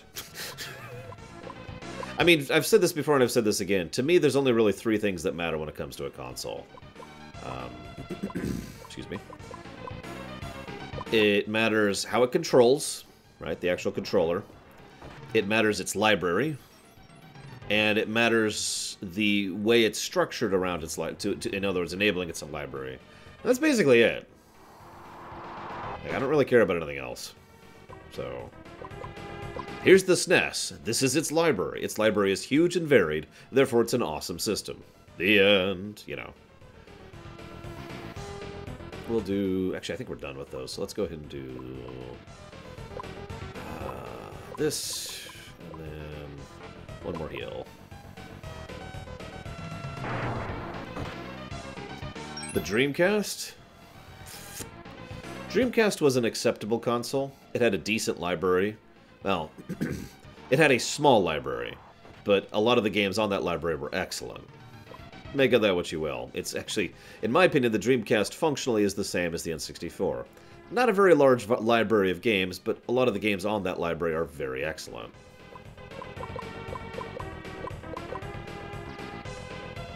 As for what price a Dreamcast is going for, oh, I'd pay maybe $10 for a Dreamcast right now.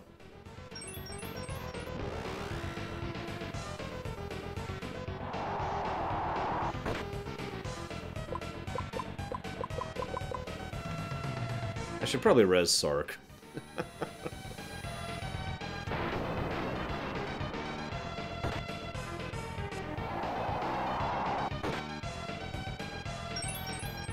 What, you mean like the Saturn Baron? No, Sega...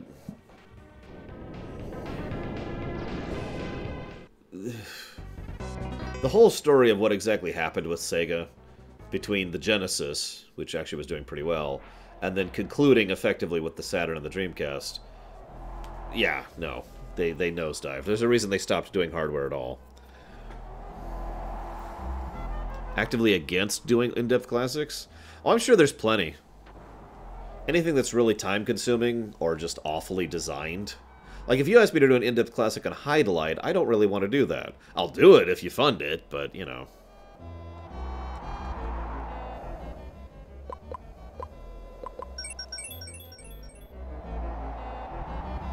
Or Superman on the NES.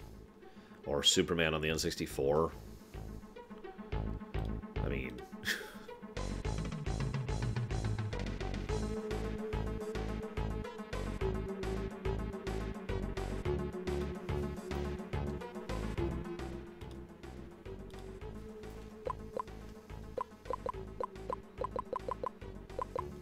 E.T. on the Atari, yeah. Funnily enough, an E.T. on the Atari in-depth classic would actually probably only take maybe half an hour. I'm not kidding. It doesn't actually take that long to beat the game, but it also, and thankfully I know how to do that, but it also is a game that I would just be sitting talking about, okay, it does this wrong, negative, it does this wrong, negative, it does this wrong, negative, it does this wrong, negative. The end, and that would be the whole in-depth classic. It'd be like the shortest video I've ever done. Shortest stream I've ever done.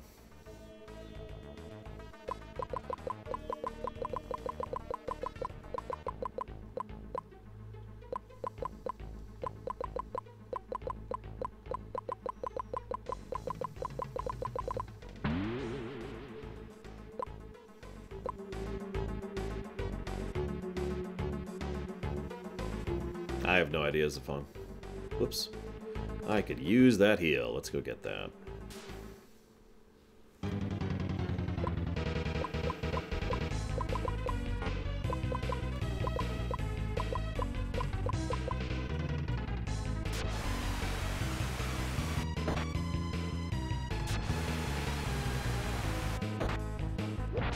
I wonder... Hang on. I'm curious of something. Just idle curiosity here.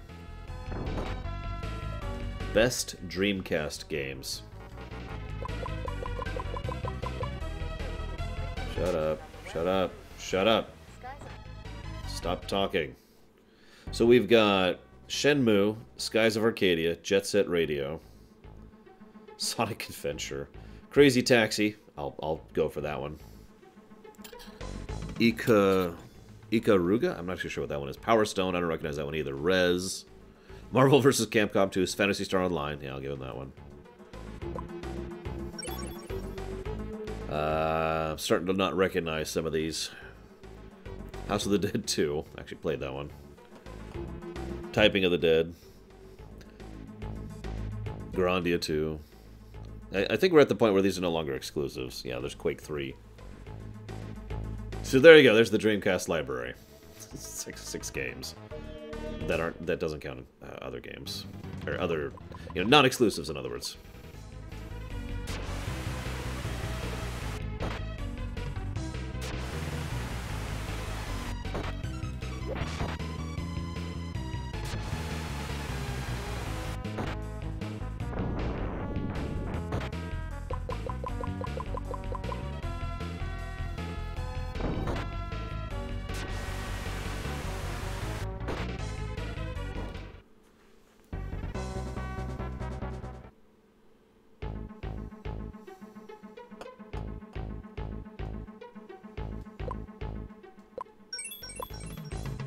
Well, we're almost at the same level Scion was at, so that's a good sign.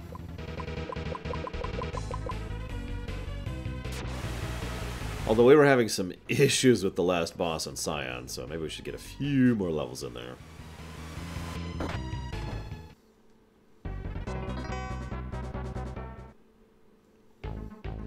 I mean, I could do the same thing with N64, though. So we've got Mario 64, Zelda 64, Mario Kart 64, Majora's Mask, Paper Mario, GoldenEye, Star Fox 64. What?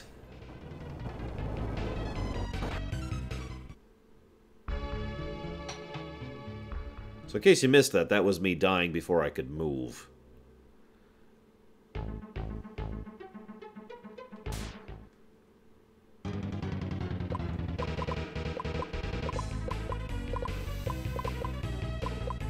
Anyways, and that's about it. That's the N64 library.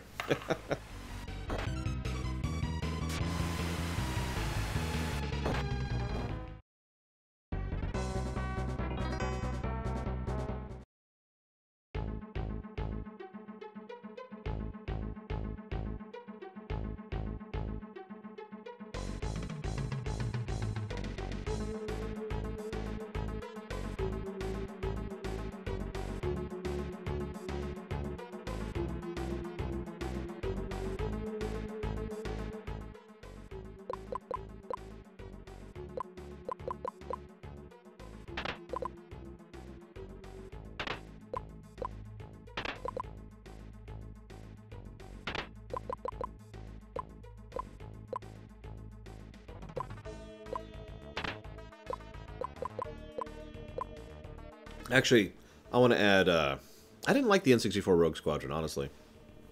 I suppose you could add Smash Bros, although I didn't think that was that great either.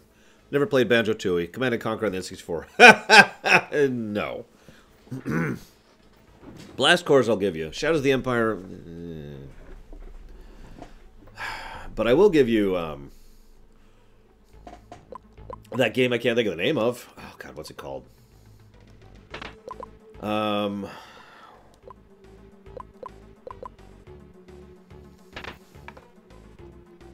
Body Harvest, I think. I already said GoldenEye.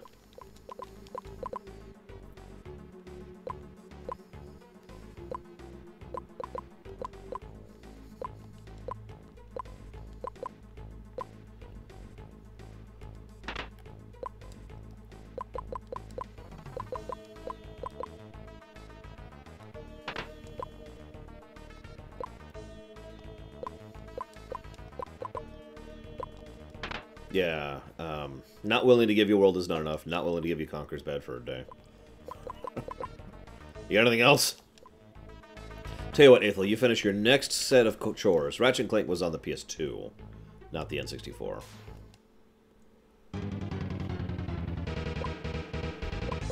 If I'm being completely honest, I don't actually think of GoldenEye as being all that good. Just my opinion. It is also my opinion that the real shining point of GoldenEye was the multiplayer, you know, the couch co-op. Or, couch versus, actually. Which was fun. But, you know, that's it.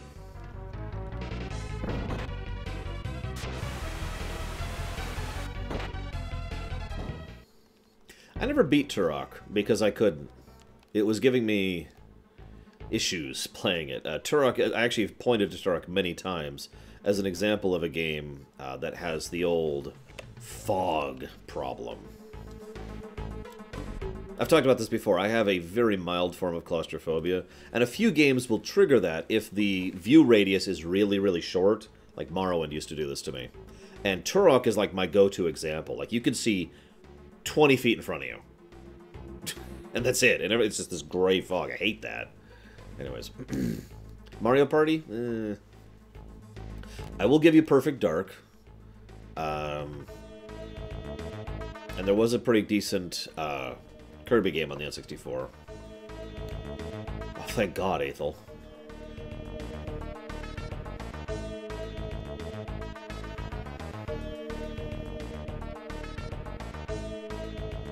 Yeah, we'll go and do that.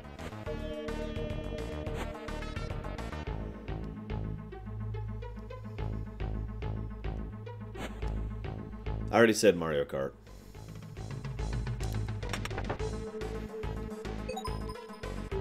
No, Subnautica didn't really bother... Well, I suppose I should take that back. Yes, I did have that problem with Subnautica now and again. Most specifically, so, okay. there's an area just south of the wreck, right? And that area is really foggy. Luigi's Mansion was GameCube. And I already said Paper Mario. And that was the area I was most terrified at playing in the entire game. Like, the entire game, that's the area that bothered me by far the most. If you don't know what I'm talking about, that's also the area where I first died to a Reaper in that game.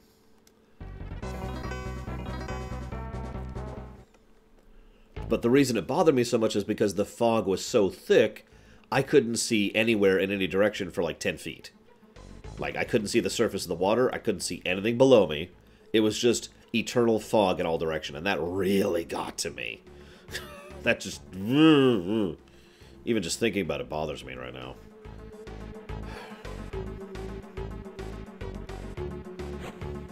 I already said Smash Bros. I don't know if I'm willing to give you Pokemon Stadium. Especially the original. Pokemon Stadium, in my opinion, didn't actually get good... Oh, crap. Didn't actually get good until,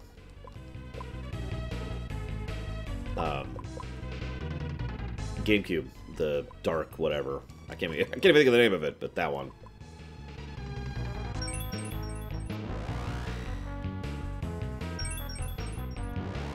I am absolutely not willing to give you Donkey Kong 64. I might be willing to give you Ape Escape.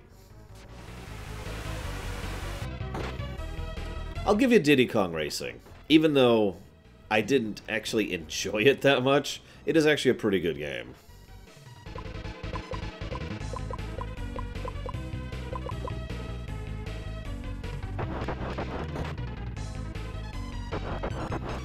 Duke Nukem 64, also not an exclusive, so that's like saying StarCraft 64. No.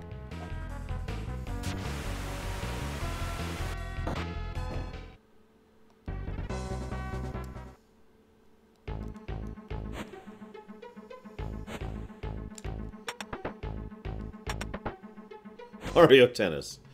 No. Also, I don't know if there was a Mario Tennis on the N64, so...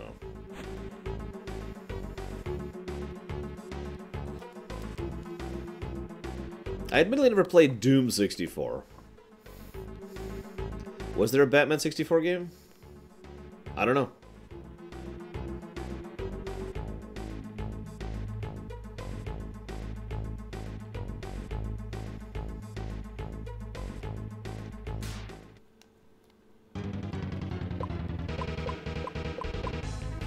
I was say I do know a Batman game for the GameCube, which is crap. And then, of course, we basically had... Like, we had the Batman on the NES, which is good. And then we had a lot of really crappy games for Batman. And then we had Arkham Asylum. Like, some of you probably don't remember this, but one of the reasons Arkham Asylum was so well received was because it was the first really good Batman game we'd gotten in quite a while. And, of course, Arkham Asylum was a good game, so there you go.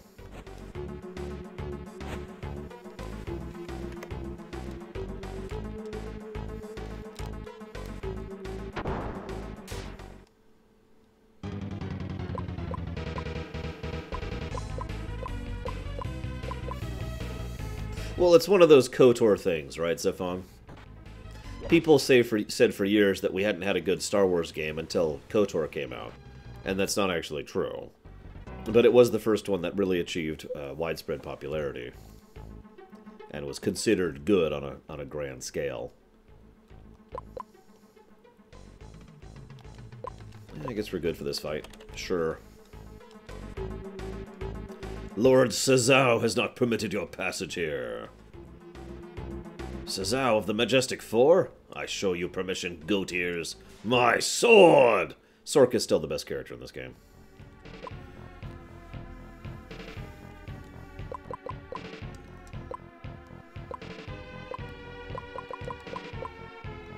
Damn it, Hydration Bot. I haven't even finished breakfast yet.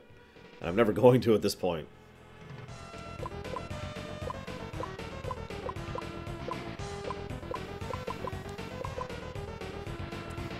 Bomberman 64 wasn't actually all that good. And I beat that game.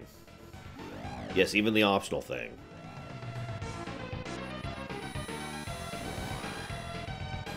Hello, Fuzzy Duck. I am approaching the halfway point.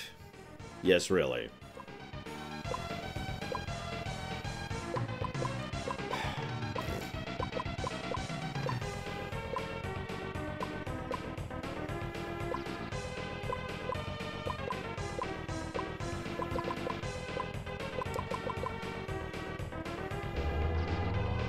It's a long game, is what I'm trying to say.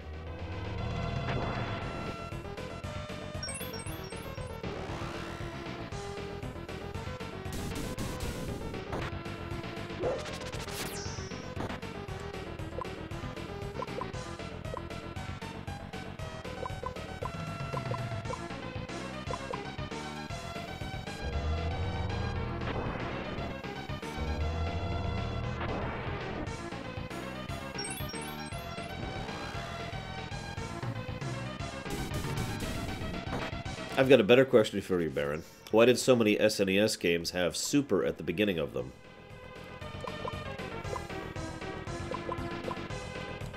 That should be enough for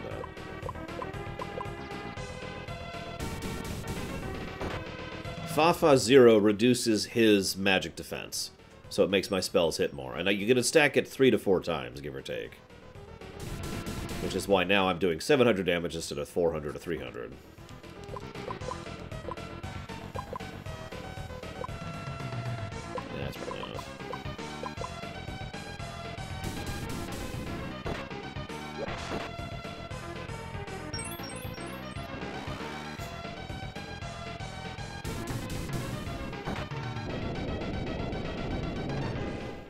Hey, Sork was even alive for this one. But he didn't level. But he's still hungry.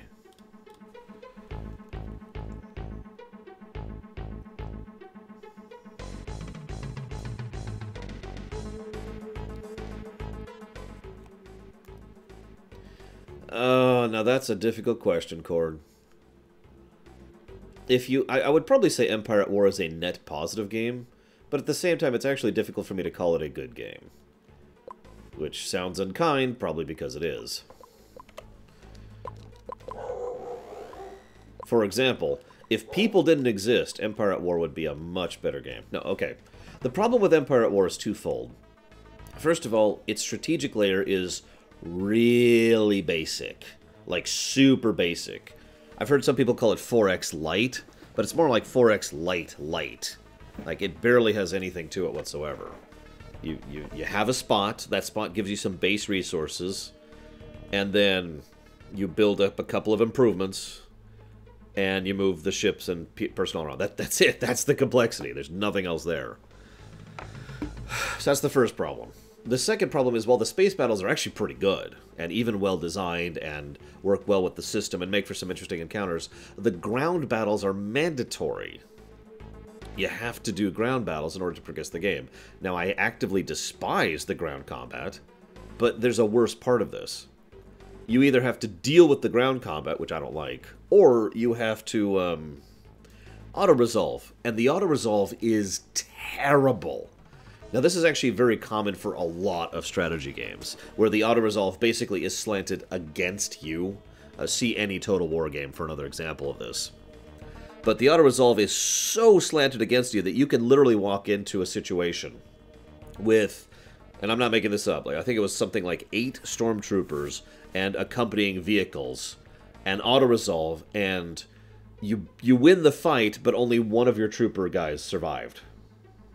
Against like 3 enemies. It is horrifically slanted against you.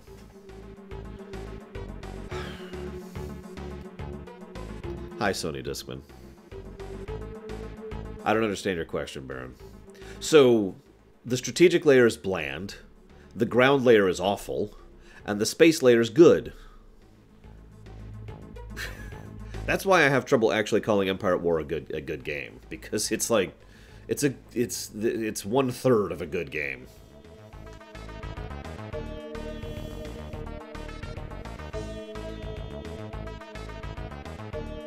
Apparently there's a way to game Total War's auto-resolve. I didn't actually know that. That's funny. I'm guessing it's one of those situations where they basically arbitrarily auto-assign values to things for auto-resolve. And as you say, it isn't actually something that makes sense, because I can think of a couple other games that have done that too.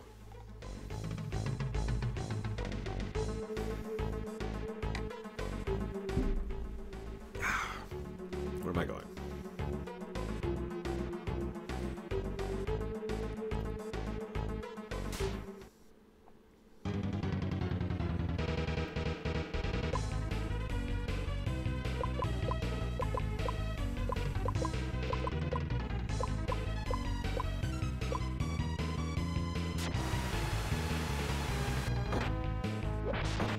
See you around, Baron. And then remember to ask your question again when you come back. Because I do have an answer for you, now that I understand your question.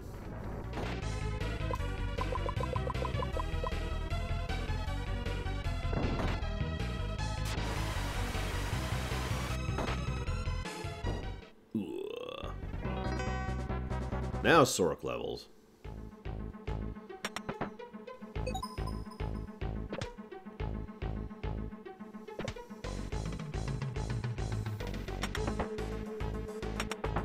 I would recommend Stellaris, yes. It is a good game. But it has one massive flaw. It's a Paradox game, which means you want all the DLCs, which means it's going to cost more than the base price. But you see that sucker go on sale, I would recommend picking it up, absolutely. Oh. Okay, I get it. That's cute.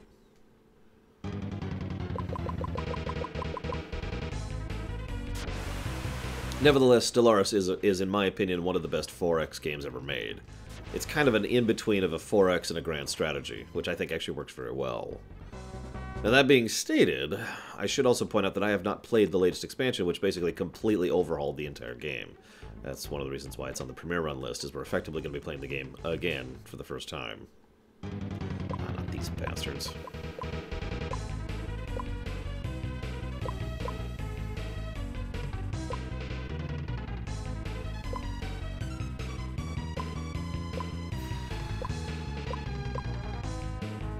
See you around, Cord. Have fun at the game. Galciv? So, Galciv 1 I didn't care for all that much. Galciv 2 I actually played quite a bit of. Galciv 3 I only played once for the exploration stream. And I never actually went back to it. So I have no idea how good that is.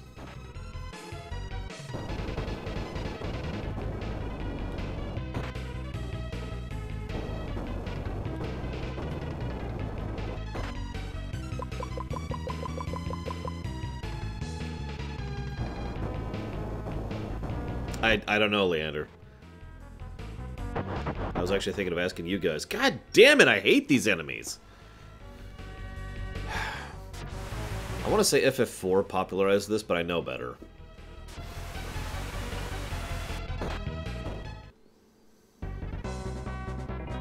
Ah, Destiny of an Emperor. I actually know that one, Plouty.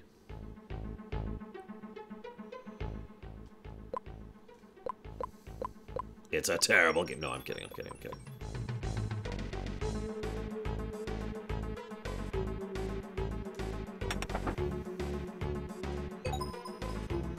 Although I do prefer the SNES version of the same.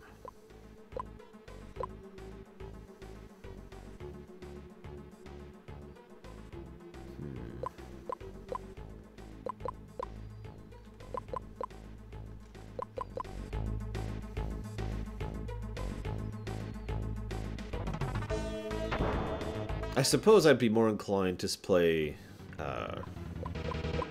Space Disney of those options, Leander.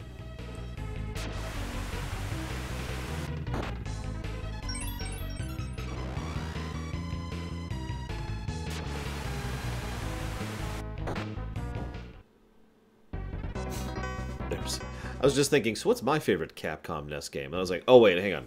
What's my favorite Capcom NES game that's not Mega Man? Another boss. By the way, there's a third boss after this. We come seeking allies of Hausen. I will not allow you to harm our lord. Random boss fight. Kingdom Hearts 4X. Now that's interesting. That would be difficult, I think. Possible. Difficult. So I want to do... Honestly, over the years, I think Mega Man 5 has slowly risen to be my favorite of the classic NES Mega Mans.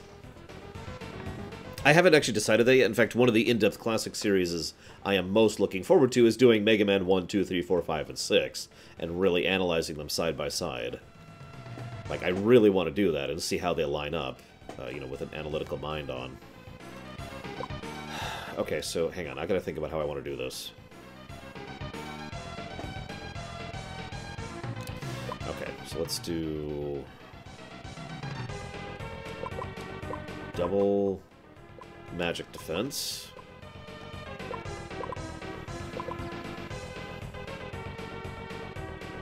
Let's go and get him going there. Let's have him do the magic offense.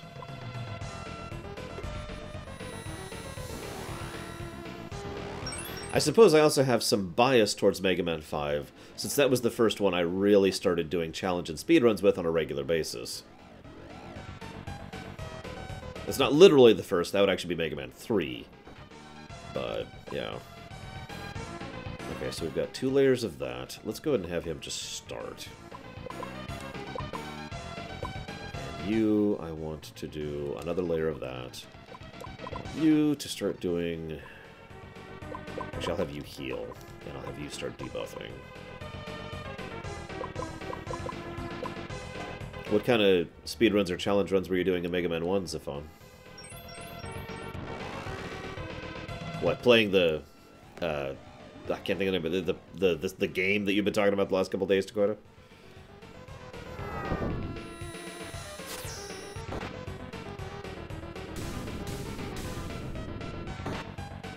Well, Dragon Warrior 3 would also be NES, so that makes sense.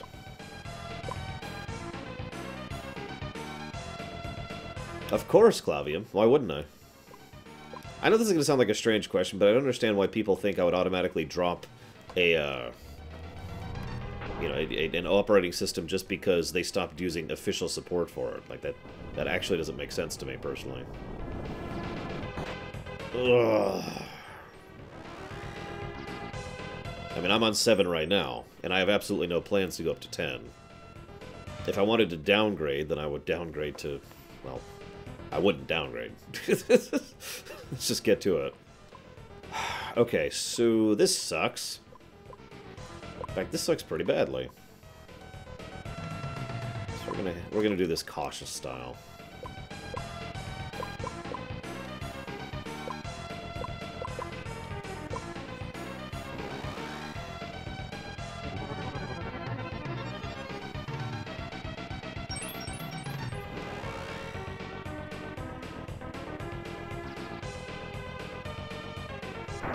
I love it. It's just a boss that uses tons of massive AoE attacks. Let's just start this fight over.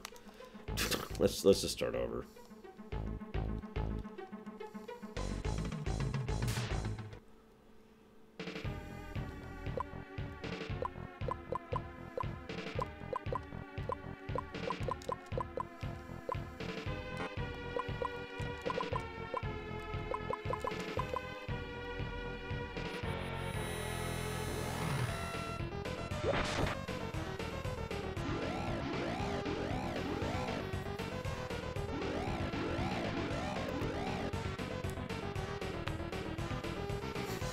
Modern games or older games, Dakota?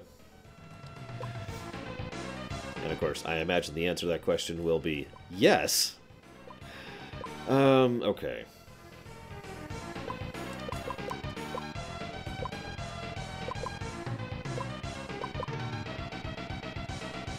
I'm gonna have him do a second layer of that. So let's have a third layer of that. Of course, he can't heal. He's worthless. Keep being worthless.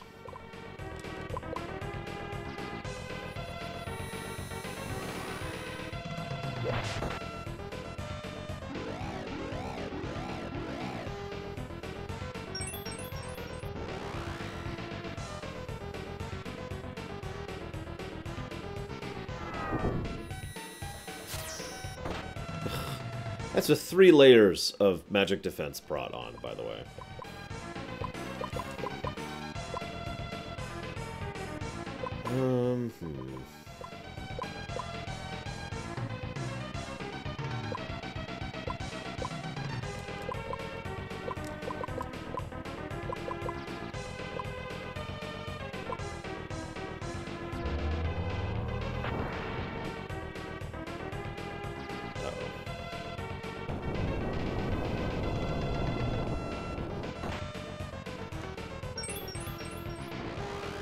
Whatever.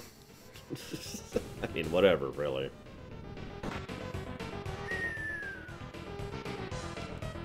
Hmm.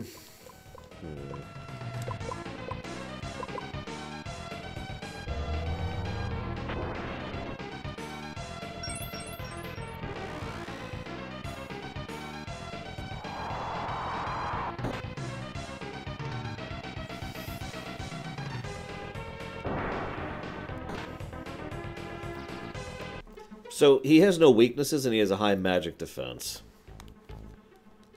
I don't have a strategy for that, as weird as that may sound. It basically means I need to physical him down, but I'm not really set up for doing that.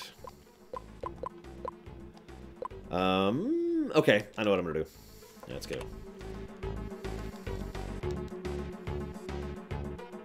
I think this is actually our first boss that's been high mage def and no weaknesses. So... take him to zombie court. Listen. Okay, so I want you to do... Actually, no. Let's do this. No, actually, nah. I do have buffs for attack. I haven't used them in an extremely long time, but they're still in my my spell list, my spell book.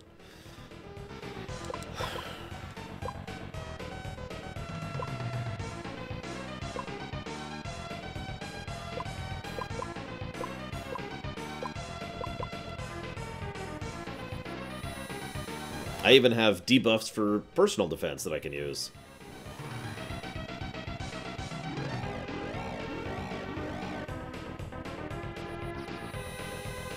Hi, Micro. What's up? Ow. Okay, so I want you to do heal. I want you to do soft. I want you to start hitting. And I want you to heal. That would be really cool, isn't it, Elvis? I agree. Yeah, see, we're already hitting for... We haven't even started the soft cycle. We're already hitting for harder than our magic was. Problem is, his AoE attacks suck! Oh, and there goes my melee. Yeah, this boss fight sucks. Oh my god. Okay. I know what you're thinking. Just defend against his element type. He's using all of them, if you haven't noticed that. He just cycles through them. So... okay. Hello, Magister.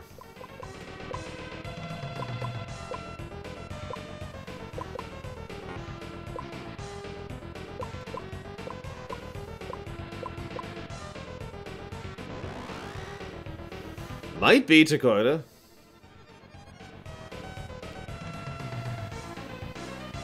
We actually don't have Begone anymore, but that would just be void damage. And he just killed our melee. Again! And our other... Yeah, okay, so we're dead. Okay. I mean, we're level 33 here. I didn't think we were particularly low level. Considering we were level 38 the last time we beat a scenario.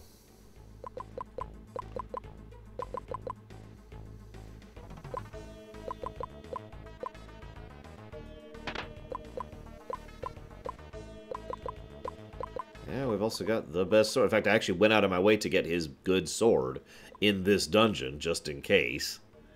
So it's not like I didn't do that. I mean, we're at the point where it's just grind or get lucky. So we're going to try one more attempt here.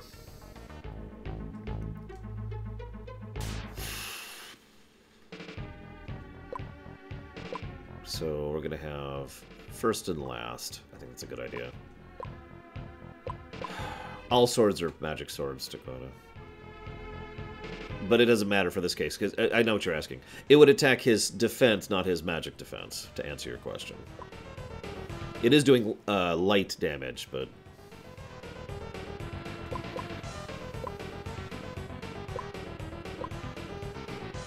This is a square game, yes, Misko. Or Misko, sorry. It doesn't help that his attack, the randomness on the RNG there is actually really frustrating. Yeah, I thought about that, Dream Whisperer, but there's a problem with that, and that problem is I need everyone else healing and buffing to be able to withstand his attacks. I don't have time to attack. Not with 4,434 health to slog through.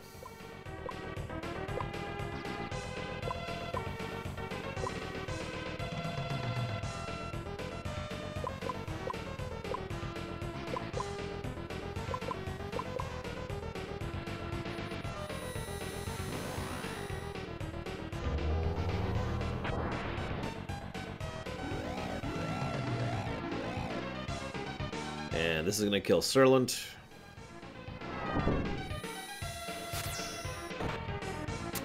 Yep.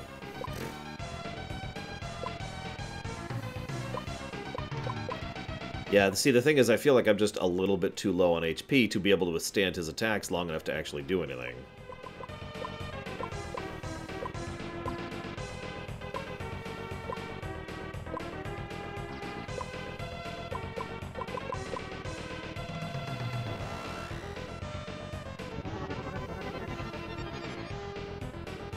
And dead.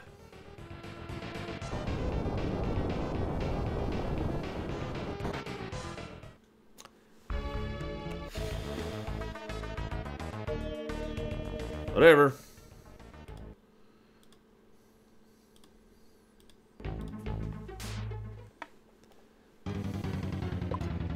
So if anybody has any topics, this is a great time for those.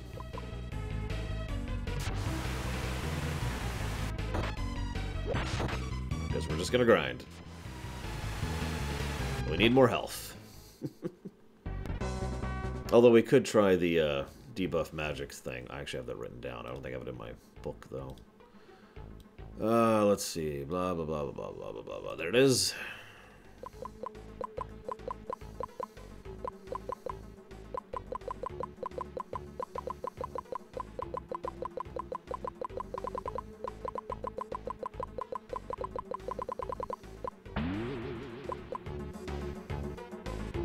I guess we can do that. I knew it, Sony Discman.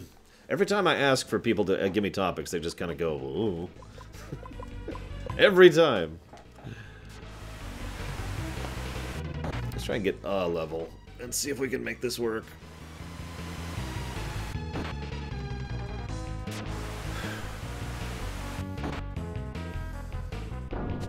I have talked about the new Star Wars game.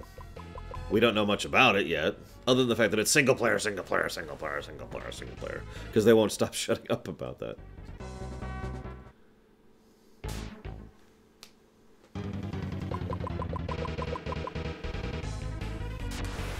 No, I mean, my friends brought it up last night, Hector. Everyone brought it up on stream yesterday while it was happening. Everyone brought it up in my Discord. It's pretty understandable why people would be wigging out over it.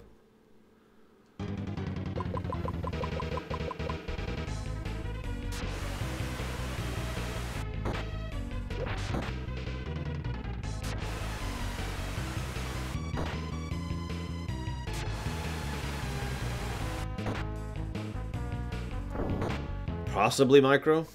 Let's see. Let's see if any of these say micro on them.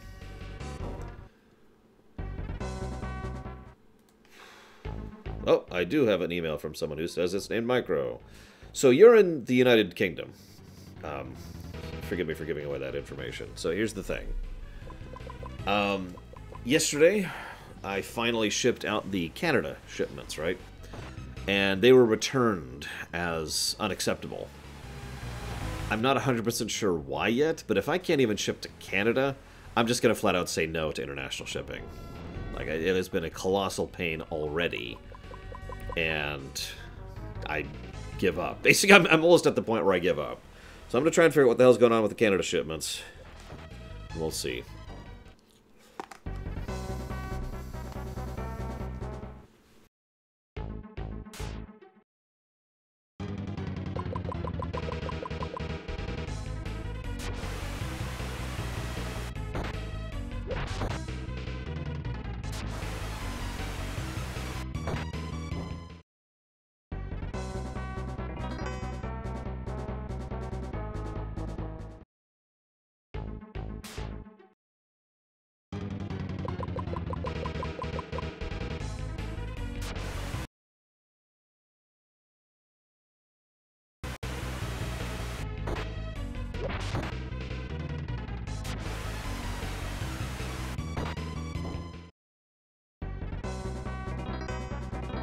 Yeah, so far I've only had 2 issues with this mailing in the States.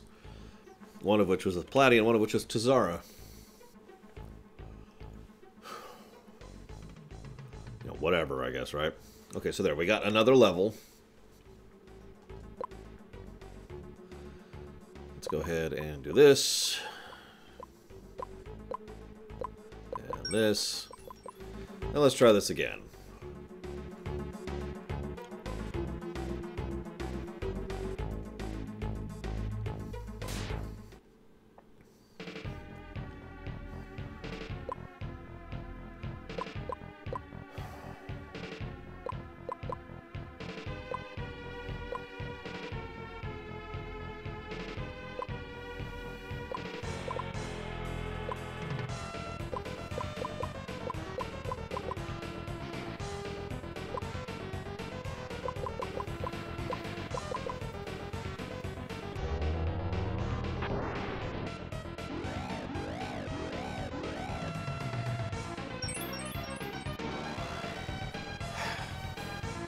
I hate the randomization on the turn order. I really do.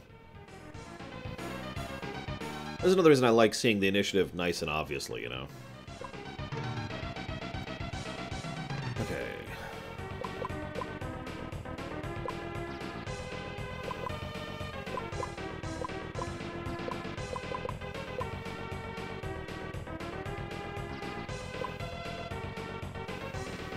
I have no idea, Misko. I guess we'll find out, won't we? I bet you money they're going to show it off during E3, though.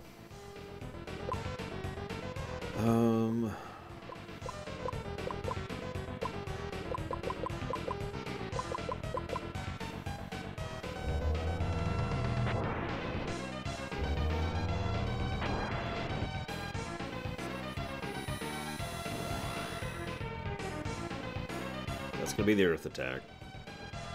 It looks like he is static in how he does stuff. So next one's going to be the fire one.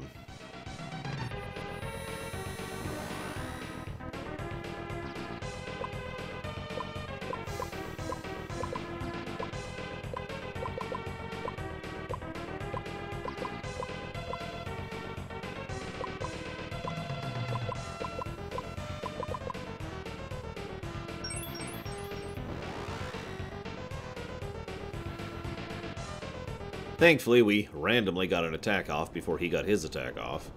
So nobody should die? Nobody died, okay. I suppose here's a question. What gameplay style would you most want from Fallen Order, Jedi Fallen Order? Research on genes?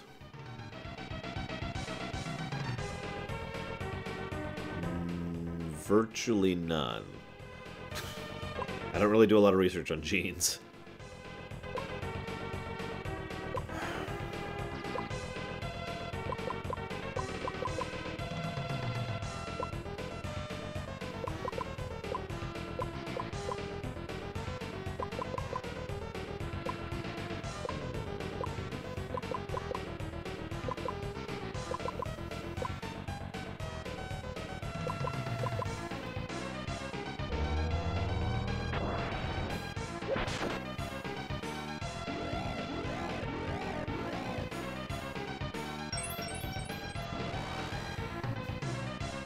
Sekiro.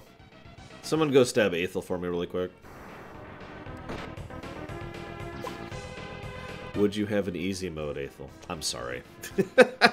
I'm sorry. Let's do this. And with that, we should be basically caught up with all the buffs and debuffs I want to do.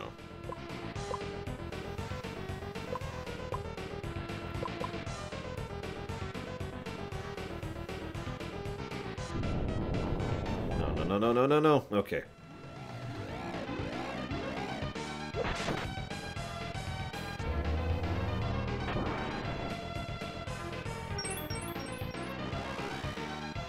I mean, sure. Just on the off chance that it works, we'll set up a Phoenix buff.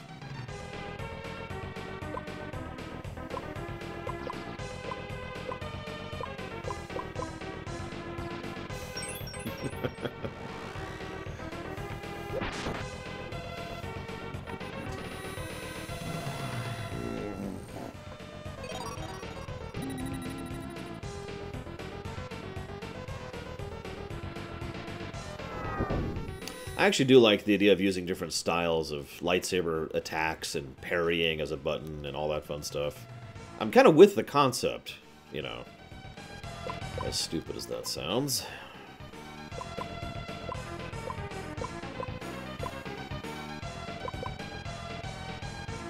You might wonder why I'm doing so little damage. It's because I'm being very, very cautious in fighting this guy. I mean, I died to him, what, like 5 times in a row? So I'm spending most of my actions healing, buffing, debuffing, rather than actually doing damage. I don't actually know what the total limit is on stacking buffs, so I'm just making sure I have at least 3 stacks of everything at all time. I know, right? It's like... Okay. Don't mistake me. By the way, hi, Who Girl. It's not like I don't understand, but... Oh god, if they were generating Pitkiss, that would be terrible. It's not like I don't understand the idea of, you know, oh, thank god they're finally, you know, not being crap.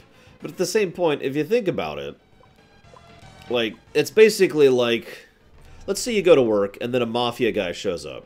And the mafia guy just decides to smack you over the head with a baseball bat. Not really hard, just enough to really give you a bruise. And then they say, we'll be back tomorrow. And then they come back tomorrow, and they just do this for years. And then finally one day they're like, alright, tell you what. We'll go ahead and not smack you upside the head with a baseball bat for the rest of this season.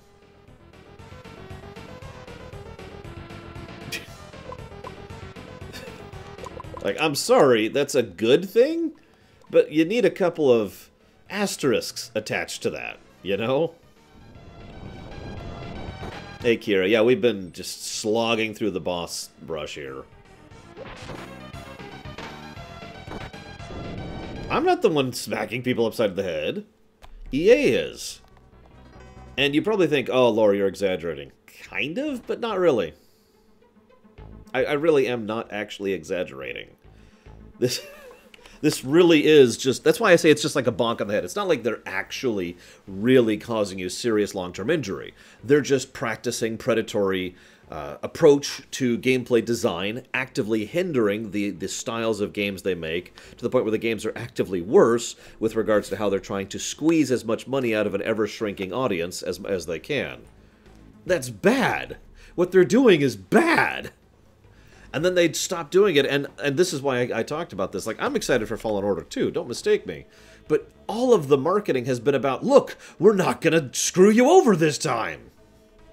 Like, 100% of the marketing has been, that I've seen, I should clarify, has been oriented towards single player, no loot boxes, no microtransactions, and just those 3 points, hammered over and over and over again. Do you guys want a medal? You know? I'm sorry for sounding cynical here, but really?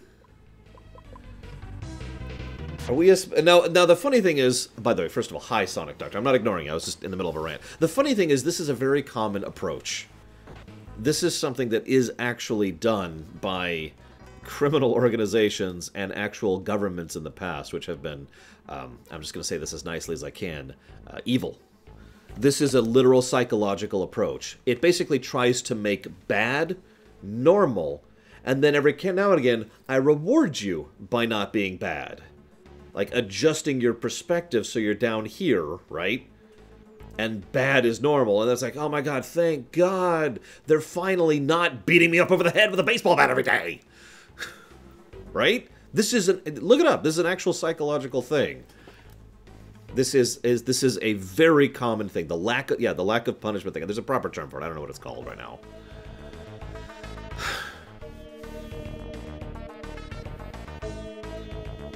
Yeah, anyways, just...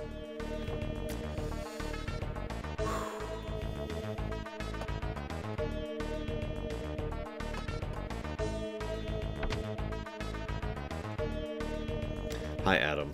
And hello, Colgrim.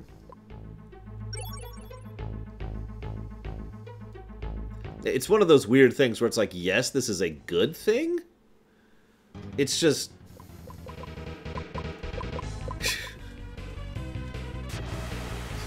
I think it actually said B7, Colgrim. Although I've been here for like 40 minutes. I have been stuck on this one boss, and that's the second of 3... No, excuse me, that's the third boss I've done so far in this dungeon. I'm pretty sure this is the last dungeon for Surland. Because I've got 1, 2, 3 bosses left. Yep, I've got 3 bosses left, and then that's game. Although this is not the last dungeon, I just looked ahead. Speaking of which, we have another physical-only boss coming up. Thankfully, I'm kind of ready for that. Oh, that droid's super cute!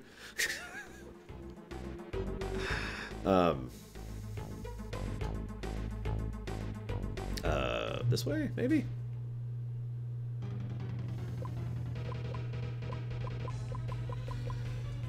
I'm not excited about Outer Worlds. I will be in a year. Very, very cautiously, Takoida. Seriously. It was like, buff, heal, heal, attack. Buff, heal, heal, attack. And that was every round.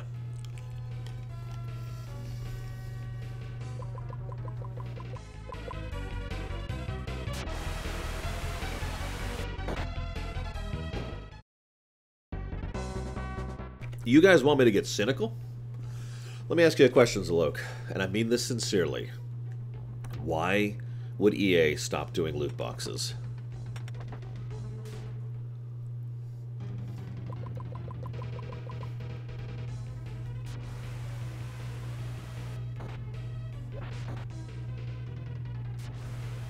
Oh, I believe you, Sonic. Trust me. I do.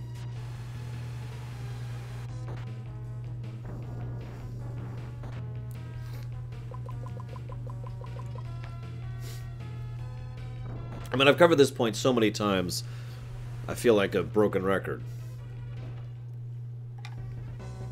It makes sense from the perspective of the quarterly report to continue to bilk as much as humanly possible with every single release and project that any given company pushes out.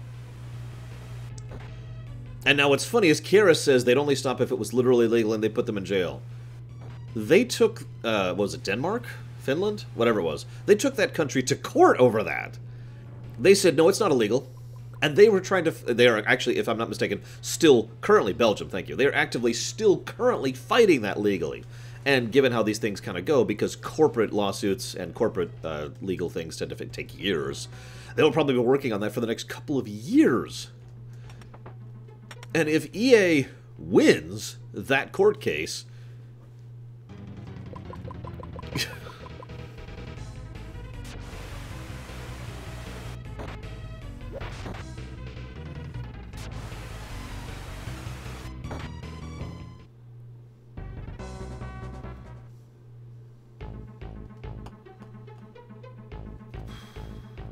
now, I'll tell you exactly what would happen if Congress started to make moves towards making what they do illegal.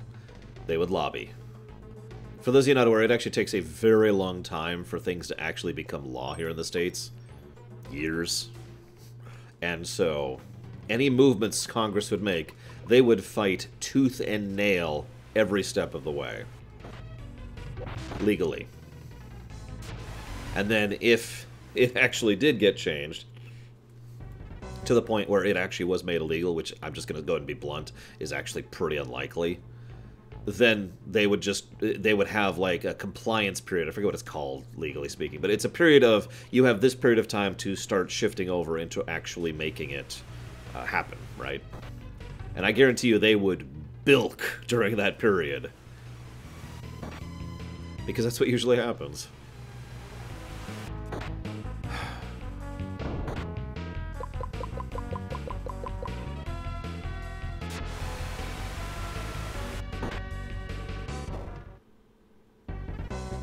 Good morning, God Emperor's finest. So now the cheery news. Oh, here we go. Yep, so there's the next boss.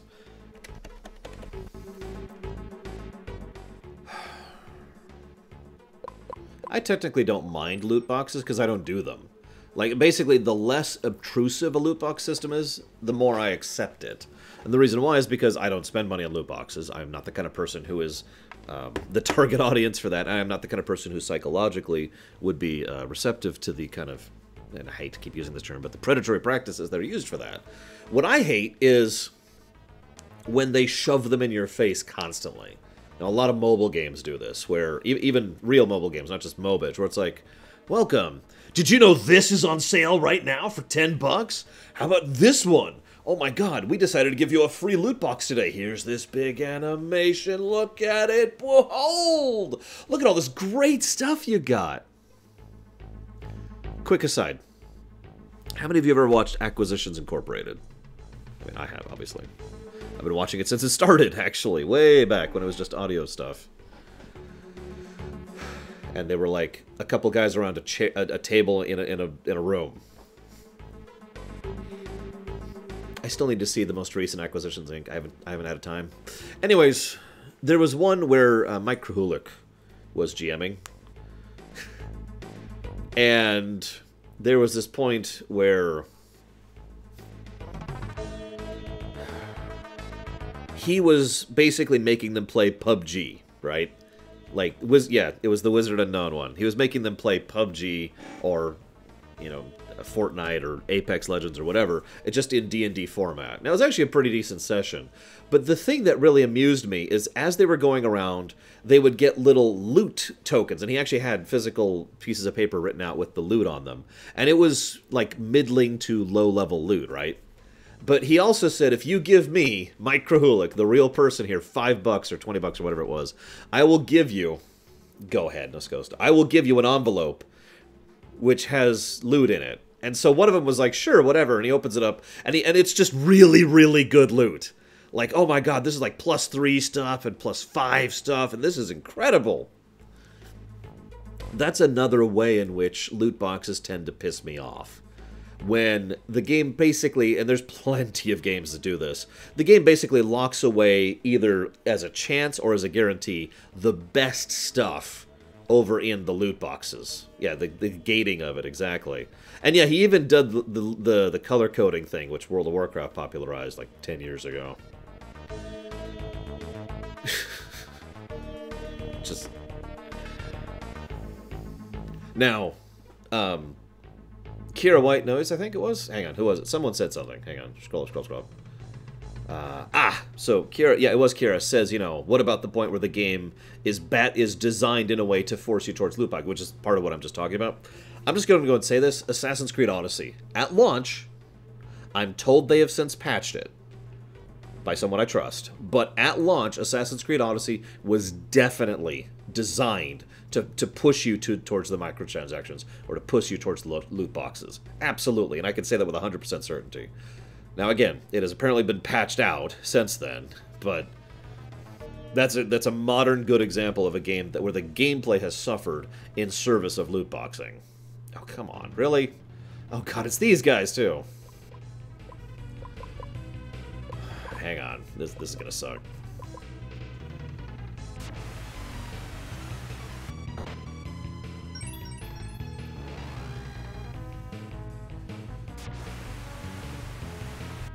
And I know I've said this before, and I will say this again. In the modern world, where everything sucks and life sucks, loot boxes at best can be considered tolerable for me. There is literally no circumstance whatsoever where I would ever consider loot boxes to be a good thing. I cannot in good conscience ever say that loot boxes are actually a positive in any circumstance to any game.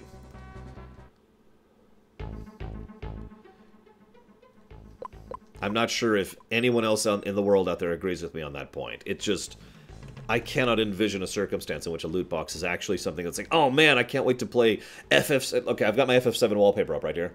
If FF7 was marketed, so hey, and you get these loot boxes, which can, materia boxes, and they give, that would not be a positive for me. That would not be a selling point. That would not be a marketing point. That wouldn't be a, look, there's actually loot boxes. Isn't that amazing? That's a good thing. I cannot comprehend that. Anyways, here's a boss. Wow, there's not even any dialogue. It's just, here's a boss. Oh, absolutely, Colgrim. What the hell am I fighting? Okay, so he's got like one arm kind of going around like this, and then his other arm is kind of like going up like this, And he's like going this, he's like, and he's riding on a cloud or something. What the hell am I looking at?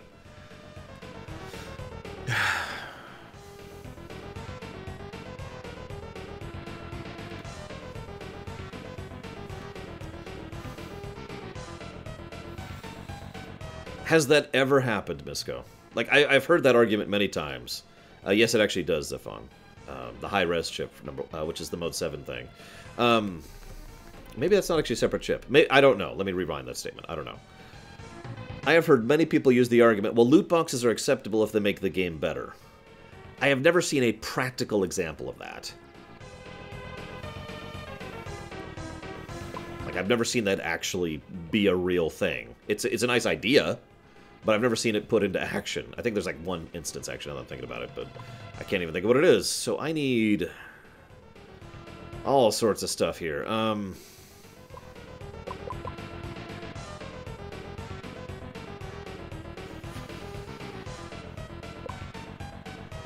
So let's do this. Actually, no. Let's have him...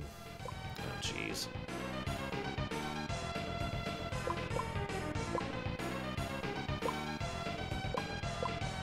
Wait, that's just random loot, Takoida. That's not really loot boxes. We'll see, Adam. But no, they probably will. In this one game, they probably will. Let's have him do a heal. God, I gotta keep track of this, don't I?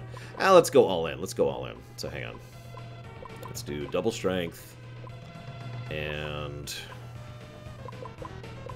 double debuff, which is this. Let's see what happens. But yeah, there is extra income that loot boxes make. That's absolutely true. Why don't you do me a favor and ask the developers at BioWare how much benefit they've been feeling from the extra income that loot boxes have given to that staff. I mean, I'd go with the low blow and talk about Activision Blizzard, or EA in general, but most of the people who were laid off there weren't actually developers. Still.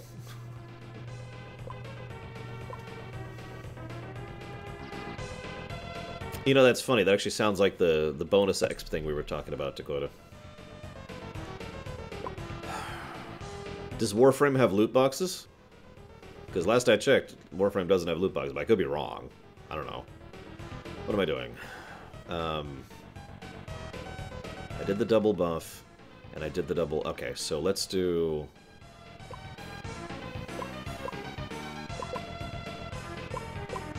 I mean, I could think of... two properly free-to-play games. Games that do free-to-play, you know, good. Those would be Warframe and Star Trek Online. I'm sure there's another one out there, but I don't know about it. Okay, so let's get our heal on.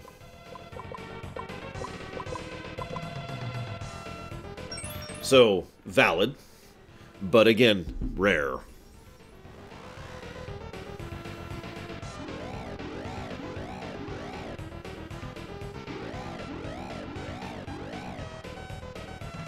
No, that totally doesn't count, Colgrim. Especially since you have to actually buy content to procure it. So let's do...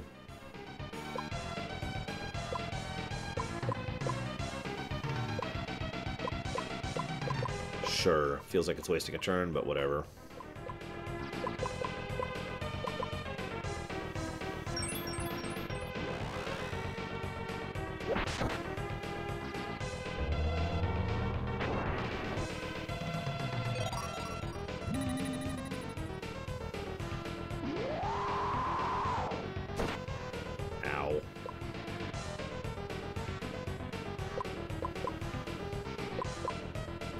Two more softs and a heal.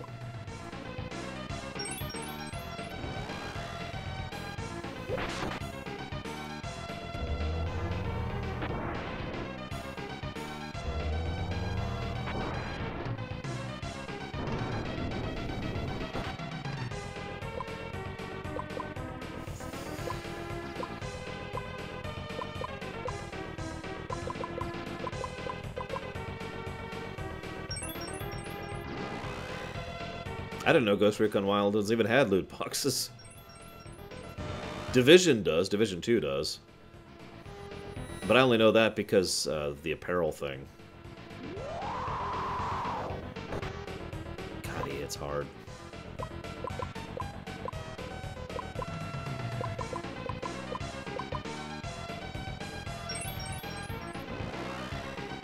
Oh, that would... Right, we talked about that plutonium. Hi, Silder. This is going to be a long fight. I wonder when buffs and debuffs wear out. Because that's suddenly a concern for me.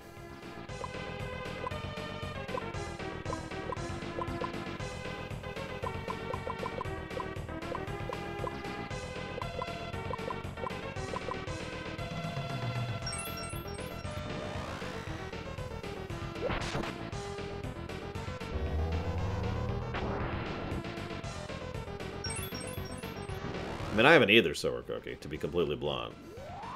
You want to support a game with microtransactions? Sure. Like I said, I can name 2 games that do that and do it well. But, that's it, you know? I gotta be honest with you guys, at this point in my life, I'm starting to think that any pushed presence of loot boxes, like in a review, would garner a game a negative. In fact, I can definitively say that because if you remember, one of the only gameplay negatives I gave Assassin's Creed Origins was the way it was like, hey, did you know you could buy loot boxes? And it shoved it into my face. You remember that?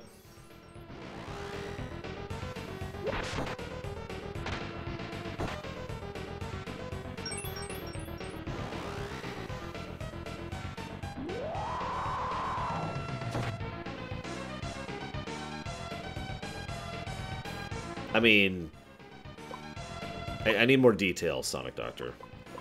I'll tell you right now, that's definitely not a positive. I know you can't, Saldier. That's why you're actually Bizarro Saldier.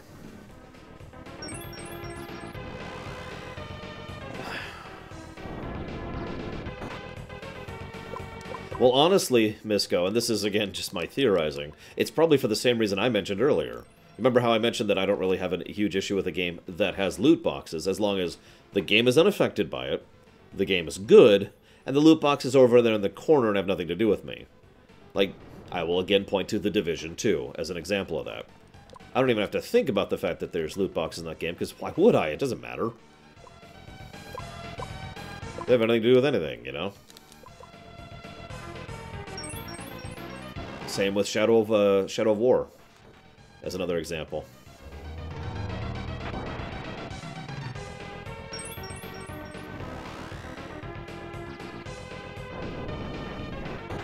God, that hurts.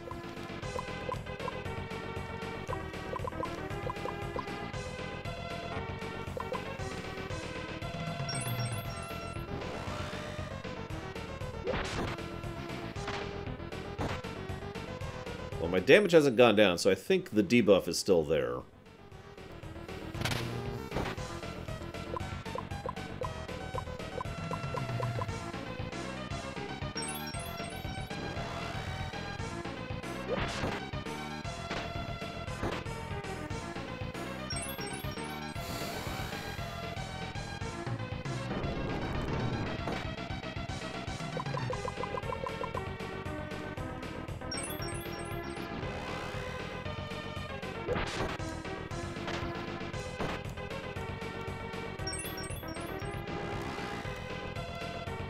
How expensive are they, Sonic Doctor?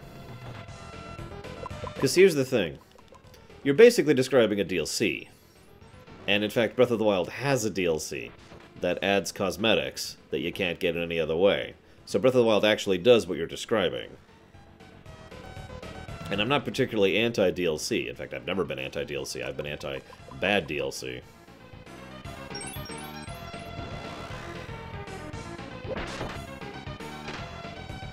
It looks like the buffs and debuffs are just lasting. So $15 for cosmetics? That's stupid. Of course, God Emperor's Finest. We've been talking about it since yesterday. Off and on. Basically, Sonic Doctor, I'm going to just kind of lean towards no. Because again, they already did that, and it didn't really bother me. Like I said, I don't really mind DLCs, and microtransactions can be okay, although basically it's like this. For me, it goes expansion, which is the best, DLC, which is okay, microtransactions, which can be acceptable, and then loot boxes, which are always bad. Like that's the overall layer of events for me.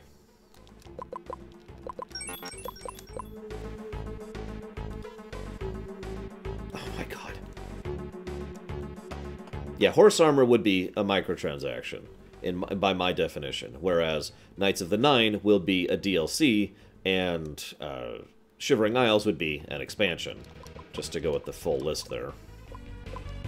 All from one game. But yeah, it has to do with the amount of content, the substantial nature of the content, and how exactly it's approached. Now, the thing, Sonic Doctor, is the reason the Breath of the Wild DLC didn't bother me is because it was reasonably substantial. And it also wasn't all that expensive. It was like 20 bucks for everything. And for 20 bucks you get the extra outfits, the extra mode, the extra quests, the extra actual story content. You know, a reasonable amount of stuff. It wasn't the best, but it was acceptable.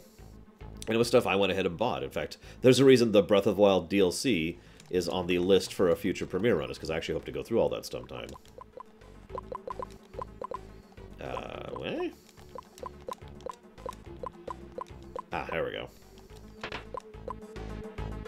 Xenoblade? I have no idea what Xenoblade did with its DLC. Unless you're talking about the recent stuff, which was basically an expansion. The Switch Xenoblade, which I guess is Xenoblade 2, that's clearly an expansion. That's a nice new chunk of content. I would also say that the Mario Kart DLC on the Switch was absolutely worth it to me. New drivers, new karts, new maps. Yes, that is clearly new content. Now, to get more into a gray area, like if you offered me horse armor, I mean, purely cosmetics, microtransactions is the kind of thing where I'm just kind of like, I mean, I guess. Oh my god, we're actually higher level now than we were on the previous thing. We're still having issues. This party makeup is terrible. We've got, like, one mage. We have two mages. One straight melee. And then one person. Legan is, like, the weirdest character. He's basically an archer. But he doesn't have good attack. He doesn't have a lot of mana. And he doesn't have good stats. He's just kind of there. He's almost worthless. Sork only has 9 MP because he's a straight melee. He is the guy who hits things with his fists. Or sword, or whatever. Well, what do you mean, Siler? Or are you talking about Day 1 DLC, which... Day 1 DLC is case by case for me, and sadly can't actually be judged. Like, we don't really have the opportunity or capability of judging whether or not Day 1 DLC is acceptable or not.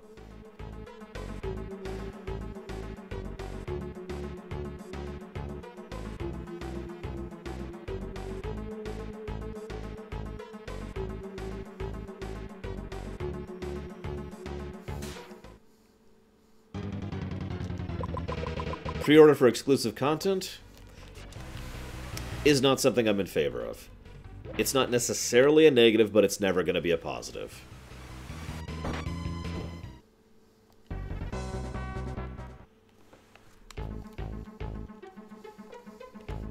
Yes, on the disc DLC. No, I stand by my earlier statement. Because the problem is, it depends on the specifics. Like, okay, let me use a direct example. Let me say I'm making a game called Made Up a Game. And M-U-A-G, Muog, there we go, Muog. So I've made a game called Muog, right? Now, we finished the game, and because of the way that our development cycle works, it's not actually going to be released, even though we're done with the game for like 3 months. So we're like, well, okay, we'll go ahead and start making additional content for it. And we'll just go ahead and ship that out with the game, and the executives will then charge extra for it. And the additional content is, let's say it's something substantial. You know, new maps, new quests, something actual meat, actual content. That doesn't bother me. Let's say I'm releasing a game, and I'm making Muog 2. And as I'm making Muog 2, I'm like, you know what would be great? So, in the middle of this game, so in the game, you're gonna find a character. And we're gonna call him the Rothian. And the Rothian is a significant part of the story. You already see where I'm going with this. And the Rothian is a significant part of the story. And we actually get him in the party, but then he just kind of goes off and he says, would you like to buy me? And we don't interact with him unless you actually buy the DLC, even though he's actually part of the story. You can see the difference between these two, right? Like, there's a substantial gap in overall quality and approach between those two styles, even though they're the same thing. Even though they are both on-disc Day 1 DLC. Fine, I'll drink. Just because I haven't eaten breakfast still. I've eaten like 5 bites of breakfast. It's okay, I'll actually stop for lunch after I finish Sarlin's thing. So that's my answer to you, Syler. It depends. It depends. There is a difference between we had extra time to make new stuff and, you know, we are holding part of the game hostage, give us more money. Oh my god, it's... Well, now, you're not an ordinary being, are you? A friend of Hausen? Are you one of the Majestic Four? Do not expect an answer, human. Your arrival was not anticipated. It's Saizo! Don't act so high and mighty. You die now.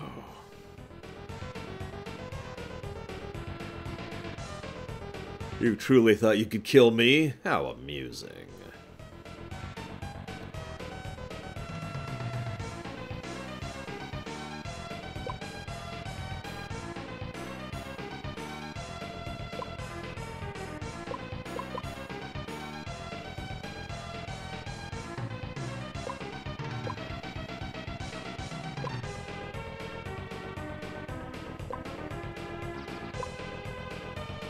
Sorry, I'm thinking about my strategy. Give me a second. Let's do this. And this.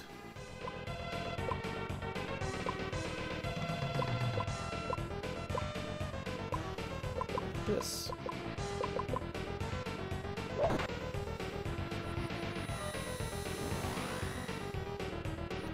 Every player inside lore. What, Misko?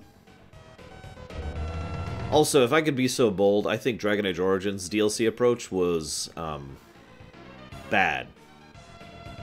The fact that you literally have a quest in the camp, which won't go away until you buy the DLC, that was a bad approach. It's one of the only major negatives that game still gets for me to this very day. Ah! Well, what the heck is inside? Like, I'm sure I've heard of it at some point in my life. Maybe, possibly. Probably not, actually.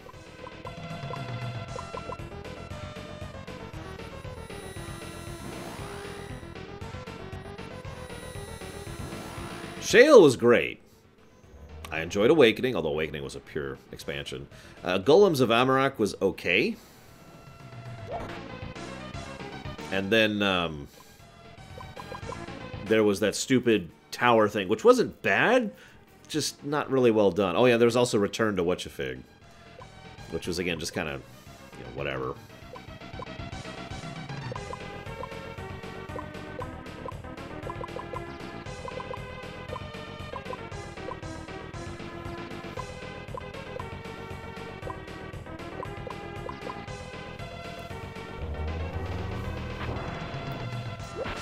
Ah, Limbo. A game I could not continue playing.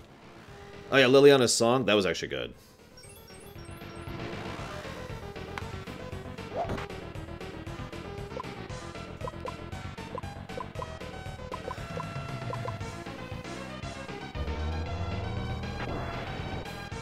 This guy has a stupid amount of health. This is going to take a really long time.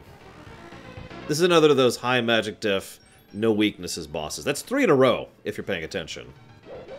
I want to stress that. The mage party, who has 1 melee character in it, has 3 bosses in a row with high magic def, no weaknesses.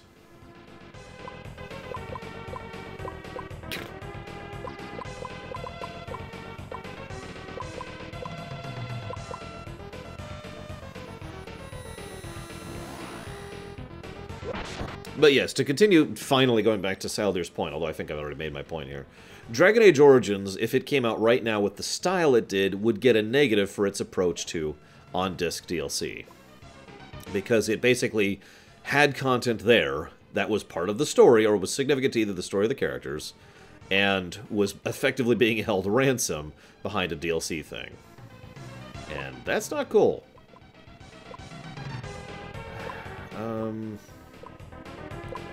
Sure, why not? I didn't like the spiders in Limbo. Let's go.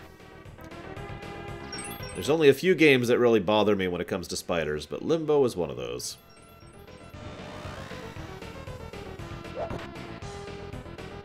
Yeah, exactly, Colgrim. It was one of the first instances of ransomware, if I'm not mistaken.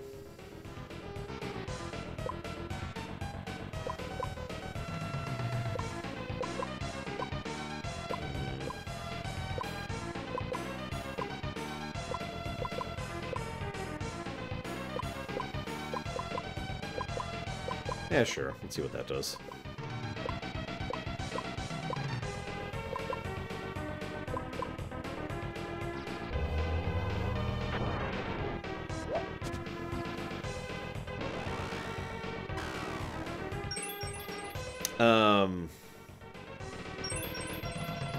Did Mass Effect 1 have on-disc DLC? I actually don't remember.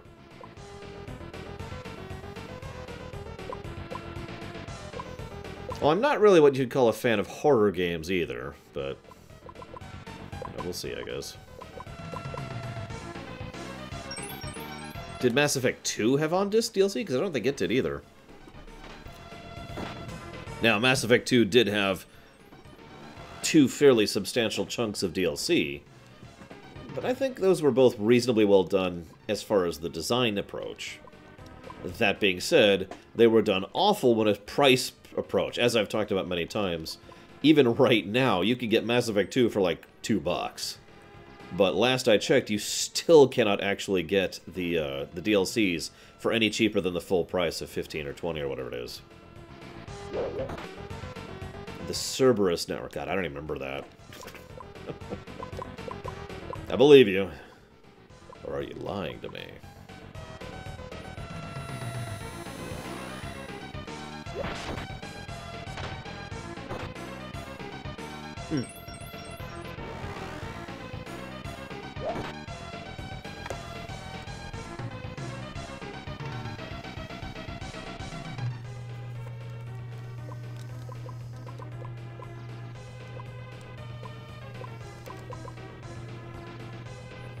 Aw.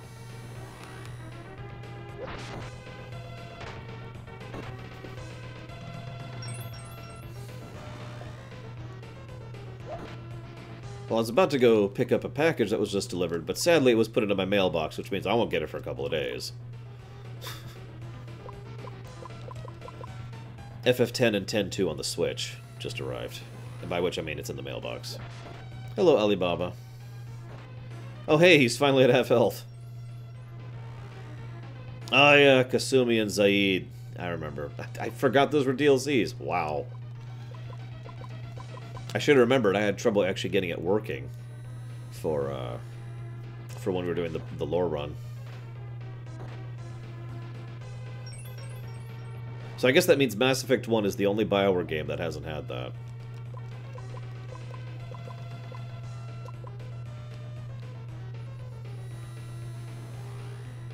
It's funny, because I think Kasumi's story was actually, or her personal mission, was better than Zaid's, but whatever.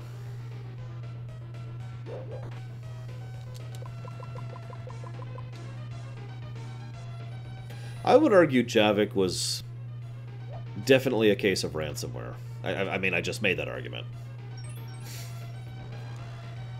I mean, you can argue whether or not something's critical or not. That's up to you.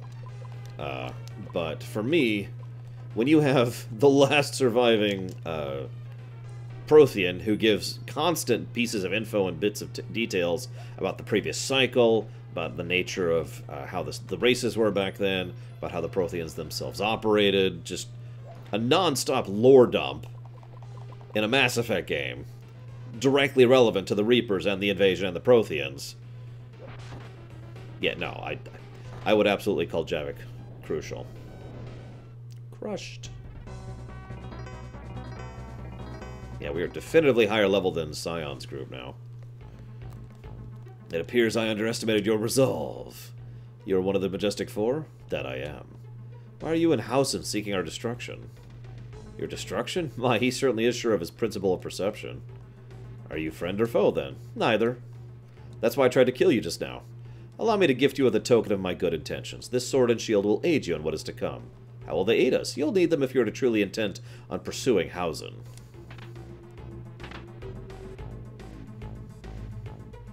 What do you mean? Concern yourself with your own survival first and foremost. There'll be enough time to talk when next we meet. Old, is he gone? Just casually talking with people who just tried to murder us in the face.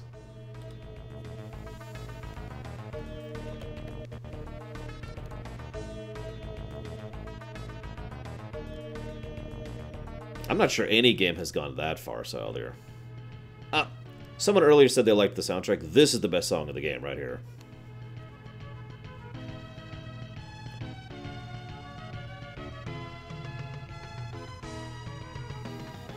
Yes, Ariant.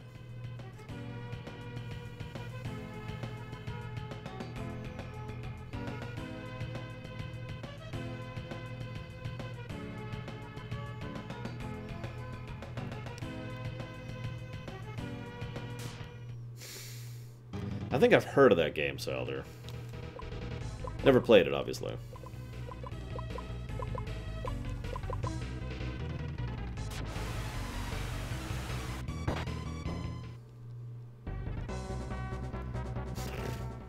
It's fine, alright, it's fine. Now, what's funny is we've already seen the scene we're about to see, because we've already done this scene as Scion.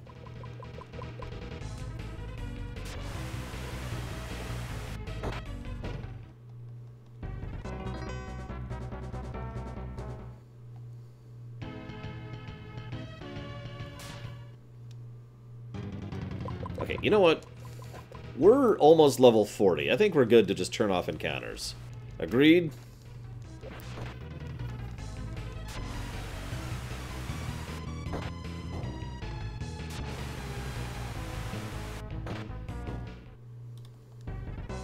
Like, we're actually higher level than our other save. I think we're good.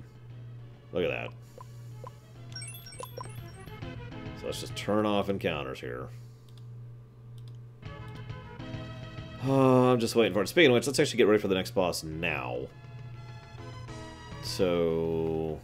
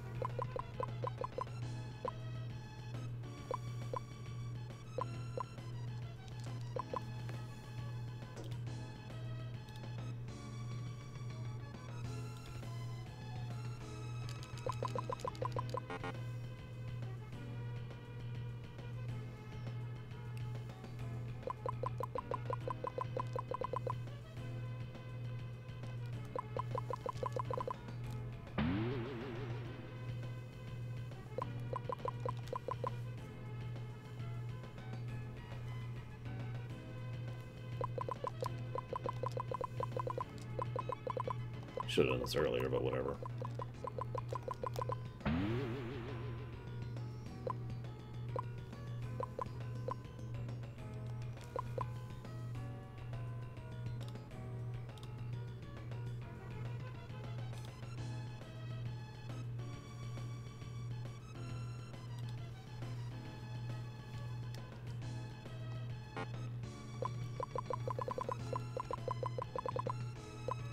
Hang on a sec, Dream Whisperer. I will, but give me a second. Like I said, I want to get ready. The next boss is the last boss of the scenario, and I kind of want to get ready for it now. For obvious reasons. Do I already have... Yep, okay.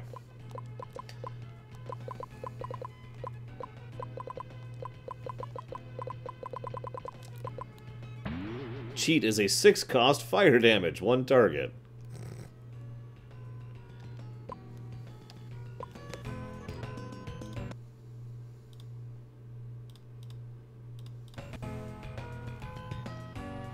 Lol, Leander.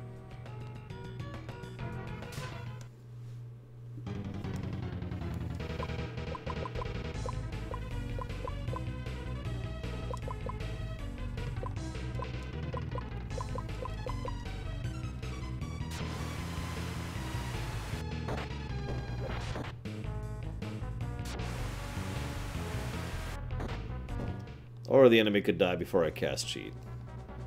Nah, whatever. Yeah, I'll go ahead and try it one more time.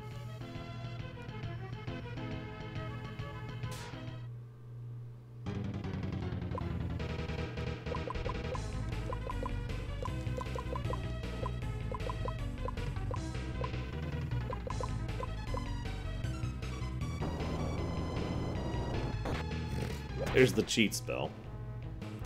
So, how would I fix Mass Effect? We've actually talked about this extensively on multiple lore weeks, but to kind of retread the ground a little bit. The question is, we have a few options with regards to how to reset Mass Effect. And I've talked about several of these options before, and they boil down to the following. Hard reboot. Just start over. Soft reboot, which is what Andromeda actually was supposed to be. Or just kind of ignore Mass Effect 3 and do stuff set before it, or regardless of it. For example, set a game prior to Mass Effect 1, set a game during Mass Effect 1 and 2, set a game during Mass Effect 1 and 2, but over there. There's also one last option, and that is directly follow through on the ending of Mass Effect 3, which is the riskiest one by far, and also the one I would want to do, personally. Imagine a Mass Effect game that is limited to a single system because of the lack of the relays, for example. Yeah, exactly. Continue, destroy. That's, yeah, like I said, we've talked about this several times.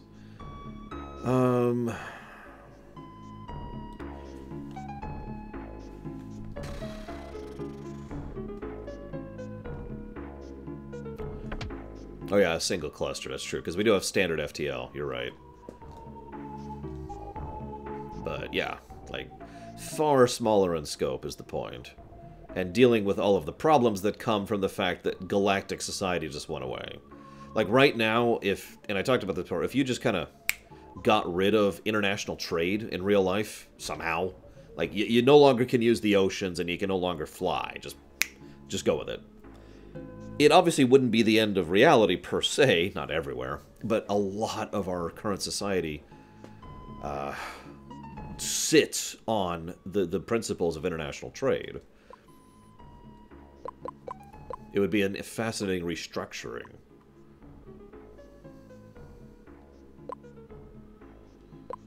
I mean, we got tons of money. Let's go ahead and burn some of it here.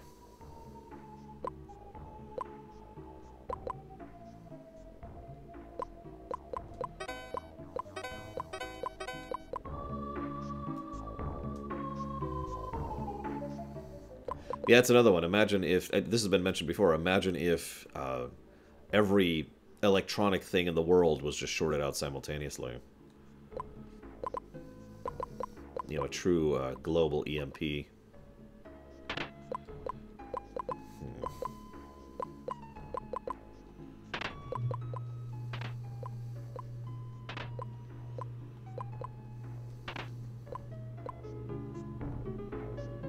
Damn, I was hoping to... Oh, whatever.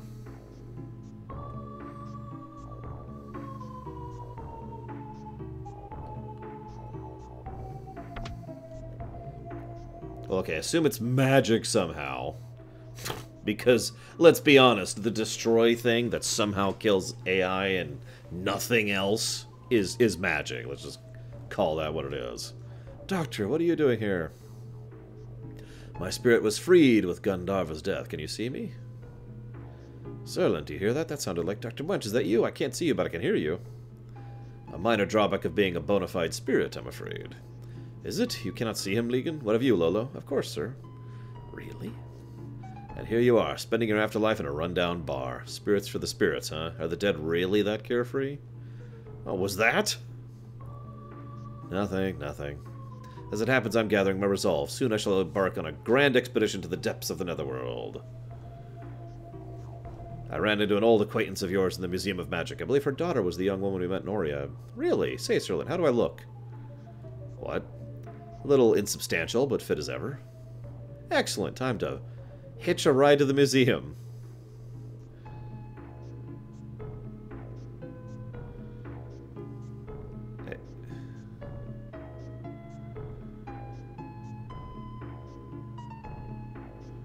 And here's where we've actually already done this scene.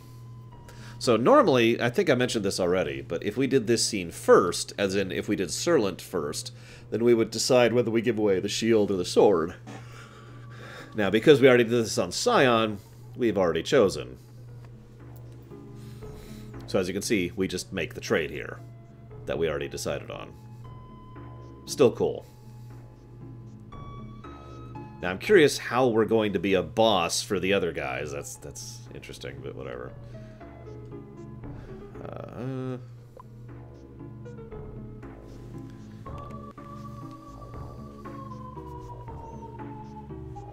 Let me double check here.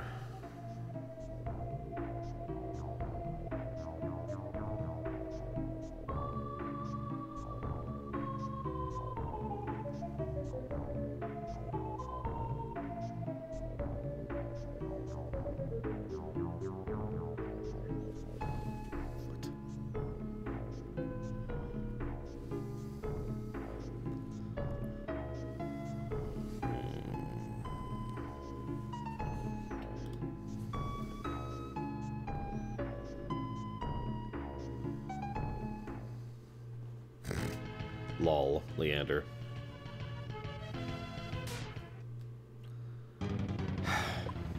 You mind?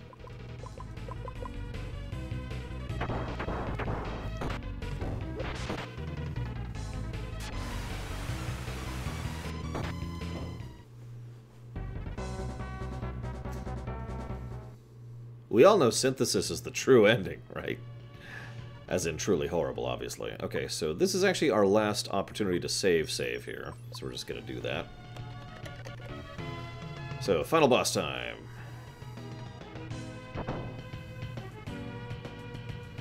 Time for the gross place with the laughing frickin' skulls. I'm just going to turn off no encounters at this point. That's cool with everyone.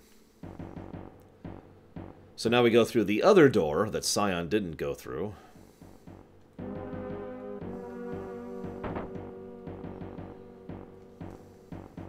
Oh, this place is going to be so much better with no encounters. Hey, I still think Refusal, as it was originally perceived, which is not how it actually is, was the best ending. In other words, the refusal when, what that actually meant was, you know, the next group does it, you know, together united, like we should have, thanks to Liara's info. Instead of, they do it right, like you failed at, you moron, which is, I stand by the statement to this day, that that's just a spit in the face. What the hell ever, right? Yeah, no kidding, Aethel. Since we're in the same dungeon that we were as Scion.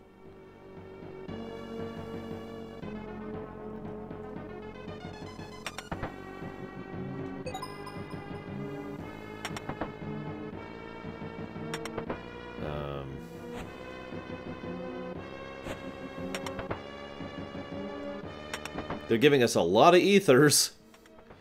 We're actually already full on ethers. What the hell is that?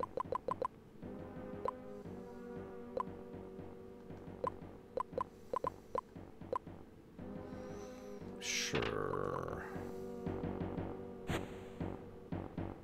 At least the skulls aren't laughing at us this time. That was just a bit much for me.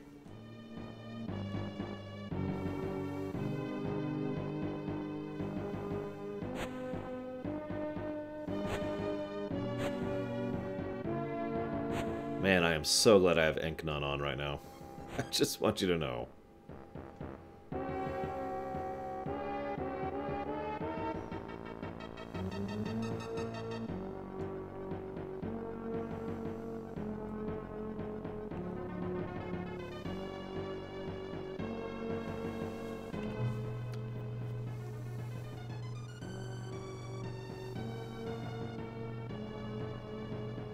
Okay, whatever.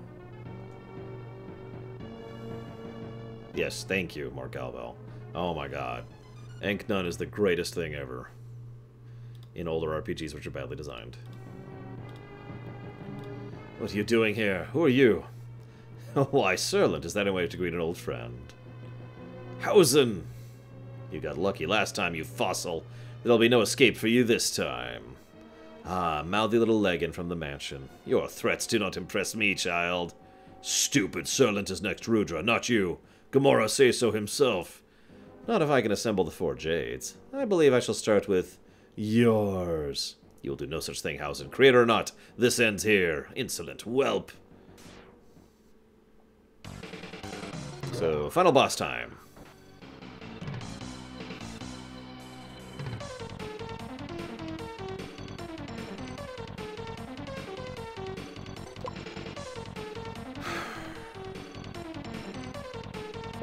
Let's presume first.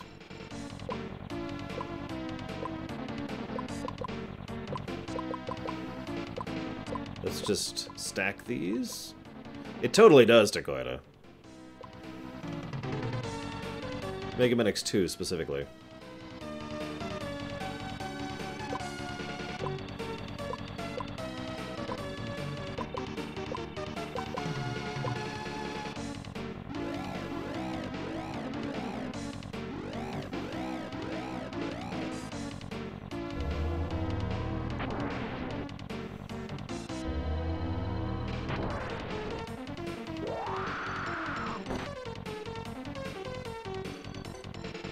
Actually, I was going to say, he looks like Kiadimundi, doesn't he? Look at his head. He looks like Kiadimundi if he got really upset about something.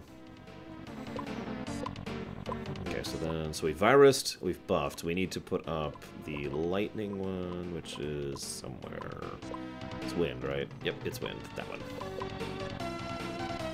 Then, we need to go and do this. And we'll go ahead and start healing.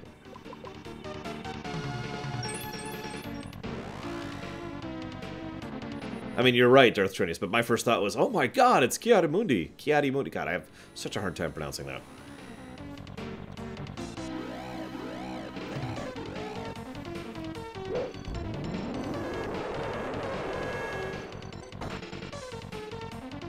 You got nothing coming. Bring it on. Okay, so now let's start debuffing. We're almost ready to start attacking him. Debuff, debuff, debuff, debuff.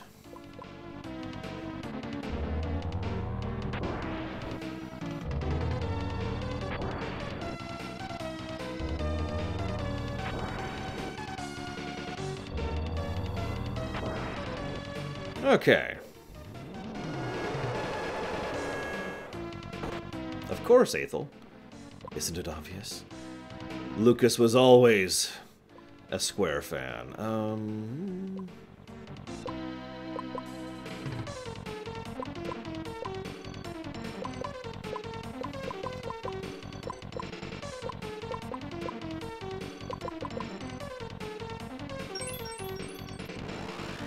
Yes, Plutonia.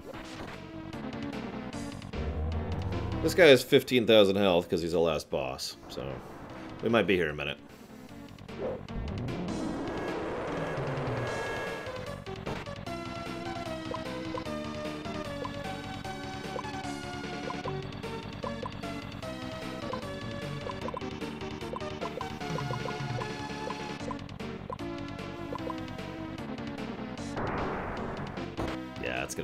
That's gonna take a while, right there.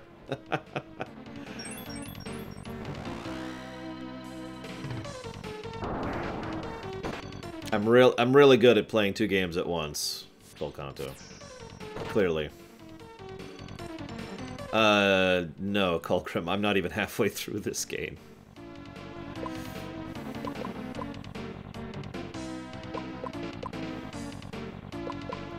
See you around, God Emperor's Finest.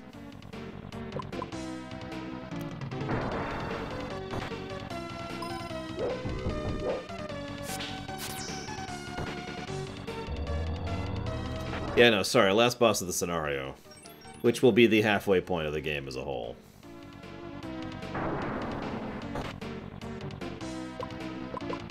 So with all the buffs ready to go, we're pretty much good to just kind of do this. Oh, I'm sure Kira White Noise. Does anyone have an experience cheat? I'm dead serious. I think I've seen enough of the game to understand its difficulty curve, its power progression curve, and how grindy it is. I don't need to slog through another 2 scenarios. Is there an experience cheat? Please, God, save me.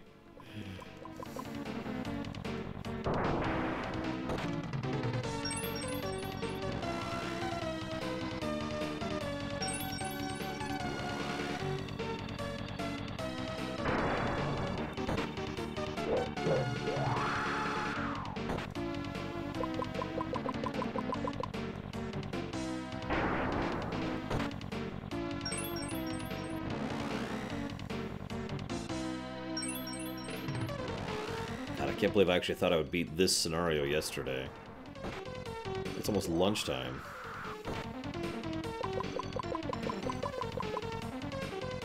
In fact, yep, it is almost lunchtime. I was right.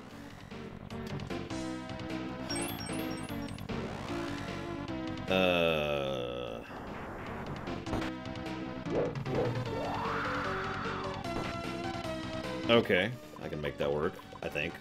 Whoops, poor cowbell.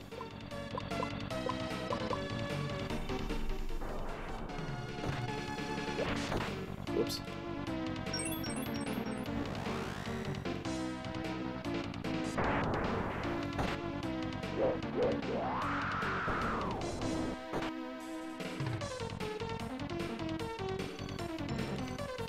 Welcome back, Baron. You had a question for me. Do you remember what it was? Because I don't.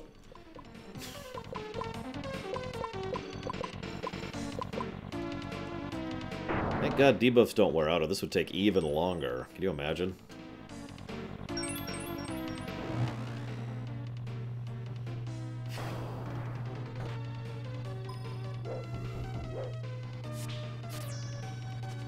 Yeah, like, as you left, you were like, hey, I want to ask you something. Oh, I gotta go, see ya. And I had an answer for you, but I don't remember what the question was.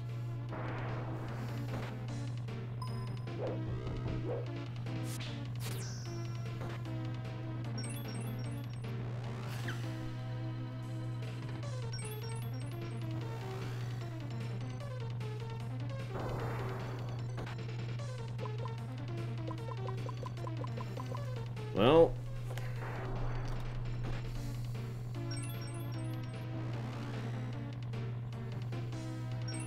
unfortunately, chat has scrolled too much since you left. So we will never know. Your only destiny is death. Yeah, sure, whatever, buddy.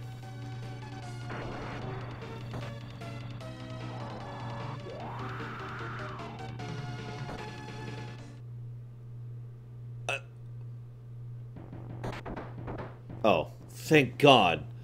Oh, I was about to have an aneurysm. Humanity is flawed, Serlant. If you cannot defend this world, leave it to those who can. Defend this world? Has your jade taught you nothing, child? I do not understand. Please, no. That leaves just 3 more. For the future of humanity, Serlant fought and defeated Hausen. And lost.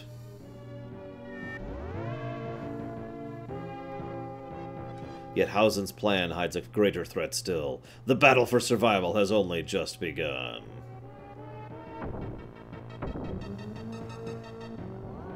So this is why he was the shield? For the Rudra? That doesn't make any sense, though.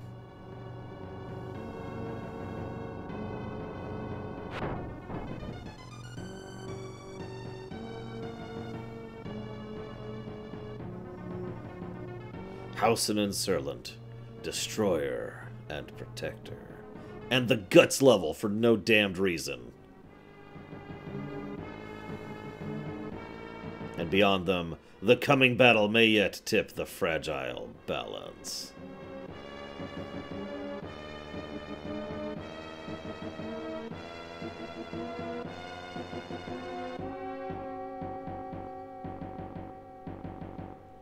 Awake, my friend, our hour is fast approaching. Once the Jades have been assembled, nothing shall stand in our way. And then he becomes the shield. But then Serlant, after we beat him, is like, I must go save my friends immediately. So was that Serlant or was that Hausen?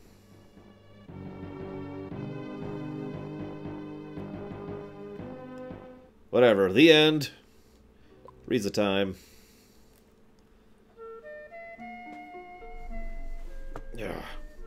Ah, yes, I remember this, because I was lost.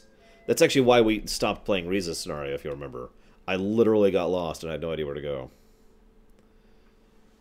Ah, his friends are fine. Anyways. Hang on.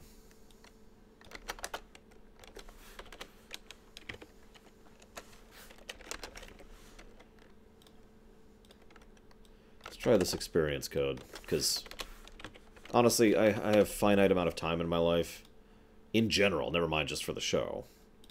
At this point, I'm not even sure I'd beat this game by Thursday, which is, like, it's really stretching it at that point.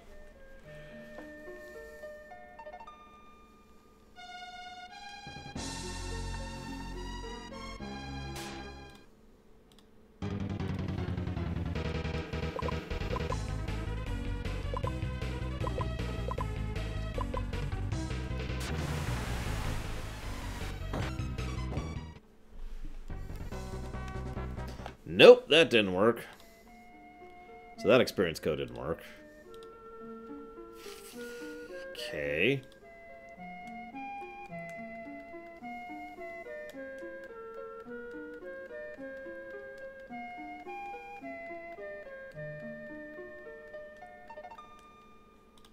Cheats are on, right?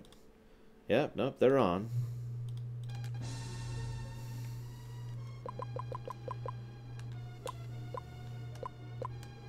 Apparently she's the life jade. Go figure.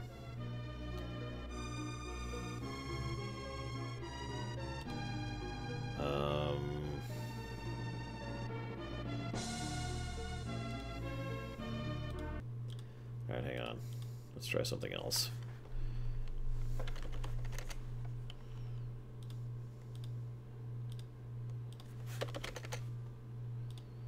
Let's see if that works. Whee.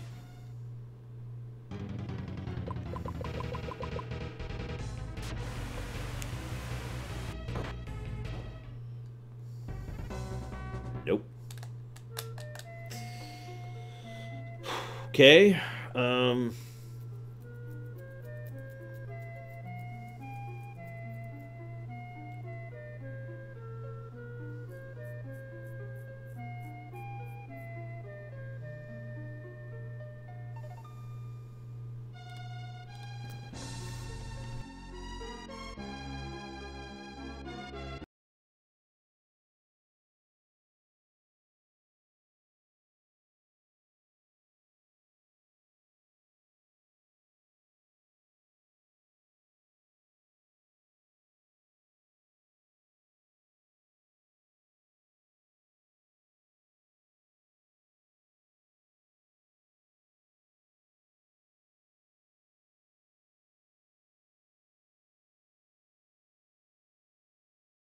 I'm lagging? No!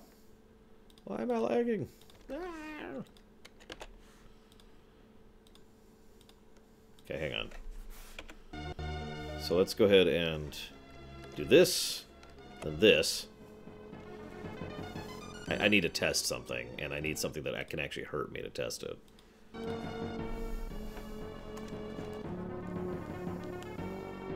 So, in the past...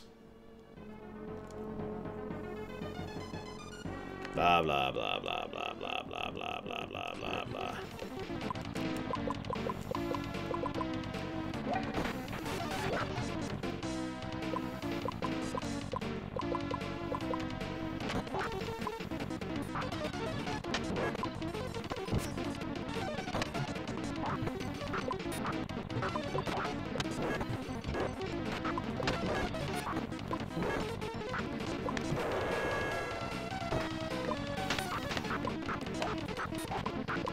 So the invincibility cheat seems to be working.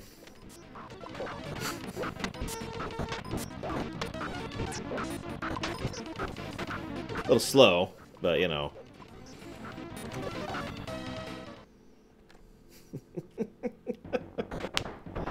So we got an invuln cheat, if nothing else. Whoops, wrong one, wrong one. There we go. Back over here.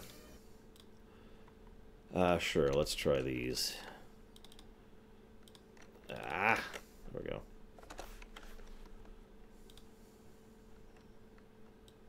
Spell, engage cutscene. I'm starting to think that's literally what happens there, yeah. Like, it's just, it doesn't really do damage, it just makes you go forward, you know? No. Because, well... Okay, now you got me thinking, actually. Maybe I can. Hang on. Give me a second, let me I'll finish adding all these cheats in, because this is a weirdly laborious process. There we go, okay. Save. Save. Okay, let's go back here, real quick. Hang on. A bomber with fighter maneuverability? I mean, that's easy. All you have to do is either have it be big enough to have the power enough necessary to do that, or make it have small enough of a payload to actually, you know, not be overburdened with bombs, basically. Just don't make the missile boat. The missile boat is stupid.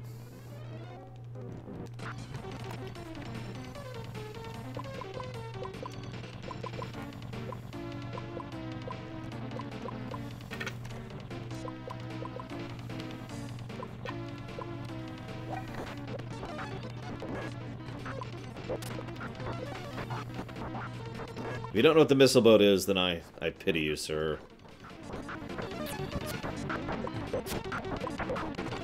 Oh wow, he's out of mana. Holy crap.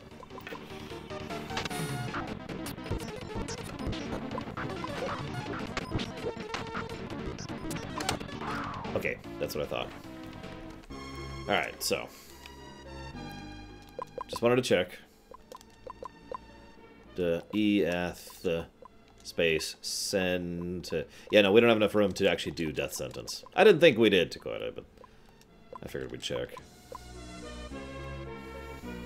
The missile boat was added in TIE Fighter, and it's, it is a cheaty piece of crap. Seriously, it is.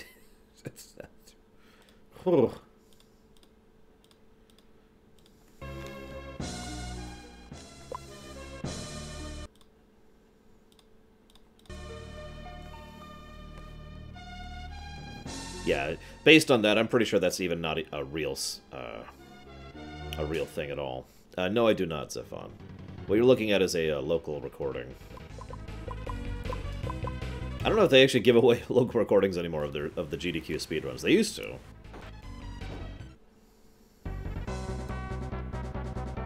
That didn't work. That was the 0 experience cheat you guys just gave me. But no, the missile boat is really fast, has lots of energy for lots of shields and lots of engine, and lots of armor, and lots of shields, I already mentioned that. Oh yeah, and an absolutely stupid amount of storage room for missiles, torpedoes, or whatever you want to put on it. We're talking like you can carry literally hundreds of missiles on this thing. It's dumb. It's... It's basically a byproduct of the way TIE Fighter went, gameplay design-wise. But, yeah. Yeah, the missile boat is arguably one of the most... It's a frigate. It's basically a frigate. And it shouldn't exist. Even the rest of TIE Fighter is actually fairly, logical, down-to-earth, makes sense, confined within its own setting. Even the TIE Defender, the stupid, ridiculous thing that is still basically just a better TIE Advanced. But the missile boat?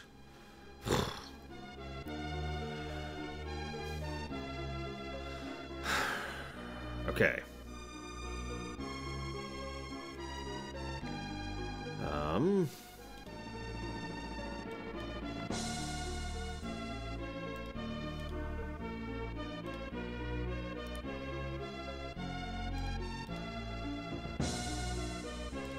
gonna try like 2 more things, then I'm just gonna give up and stab myself in the face.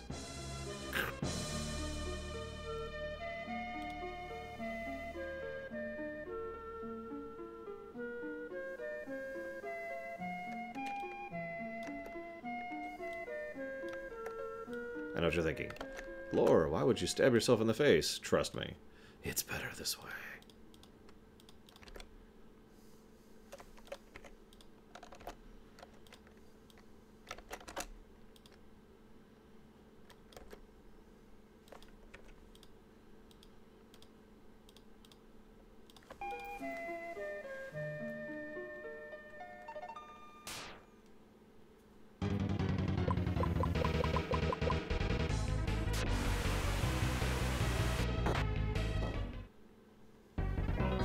There we go. I found some Game Genie codes, which are actually working. Thank goodness. So hang on. Figures I should have just gone with the Game Genie to begin with, but, whatever.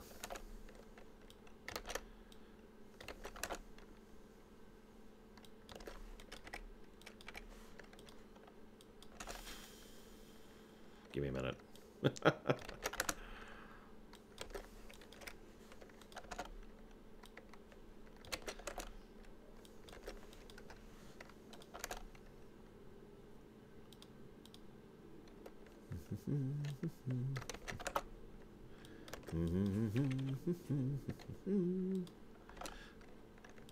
But yeah, it's one of those old things. Imagine if you had a such and such, but it didn't have the weakness of being a such and such. It's a really common thing in fiction. The trick to make that actually work, in my opinion, just to give you some generalized advice, is to give it substantial detriments to make up for it. Let me give you an example. We've come up with a ship that can fire while cloaked. However, it can only shoot torpedoes while cloaked, so it's got a finite ammo thing. And its cloak isn't really that great and can be reverse traced, and it reveals itself briefly while actually shooting. And it's a dinky little bird of prey, so... any concentrated fire of any kind is going to wreck it like snap it in half, Still useful. Still powerful. But not overpowered.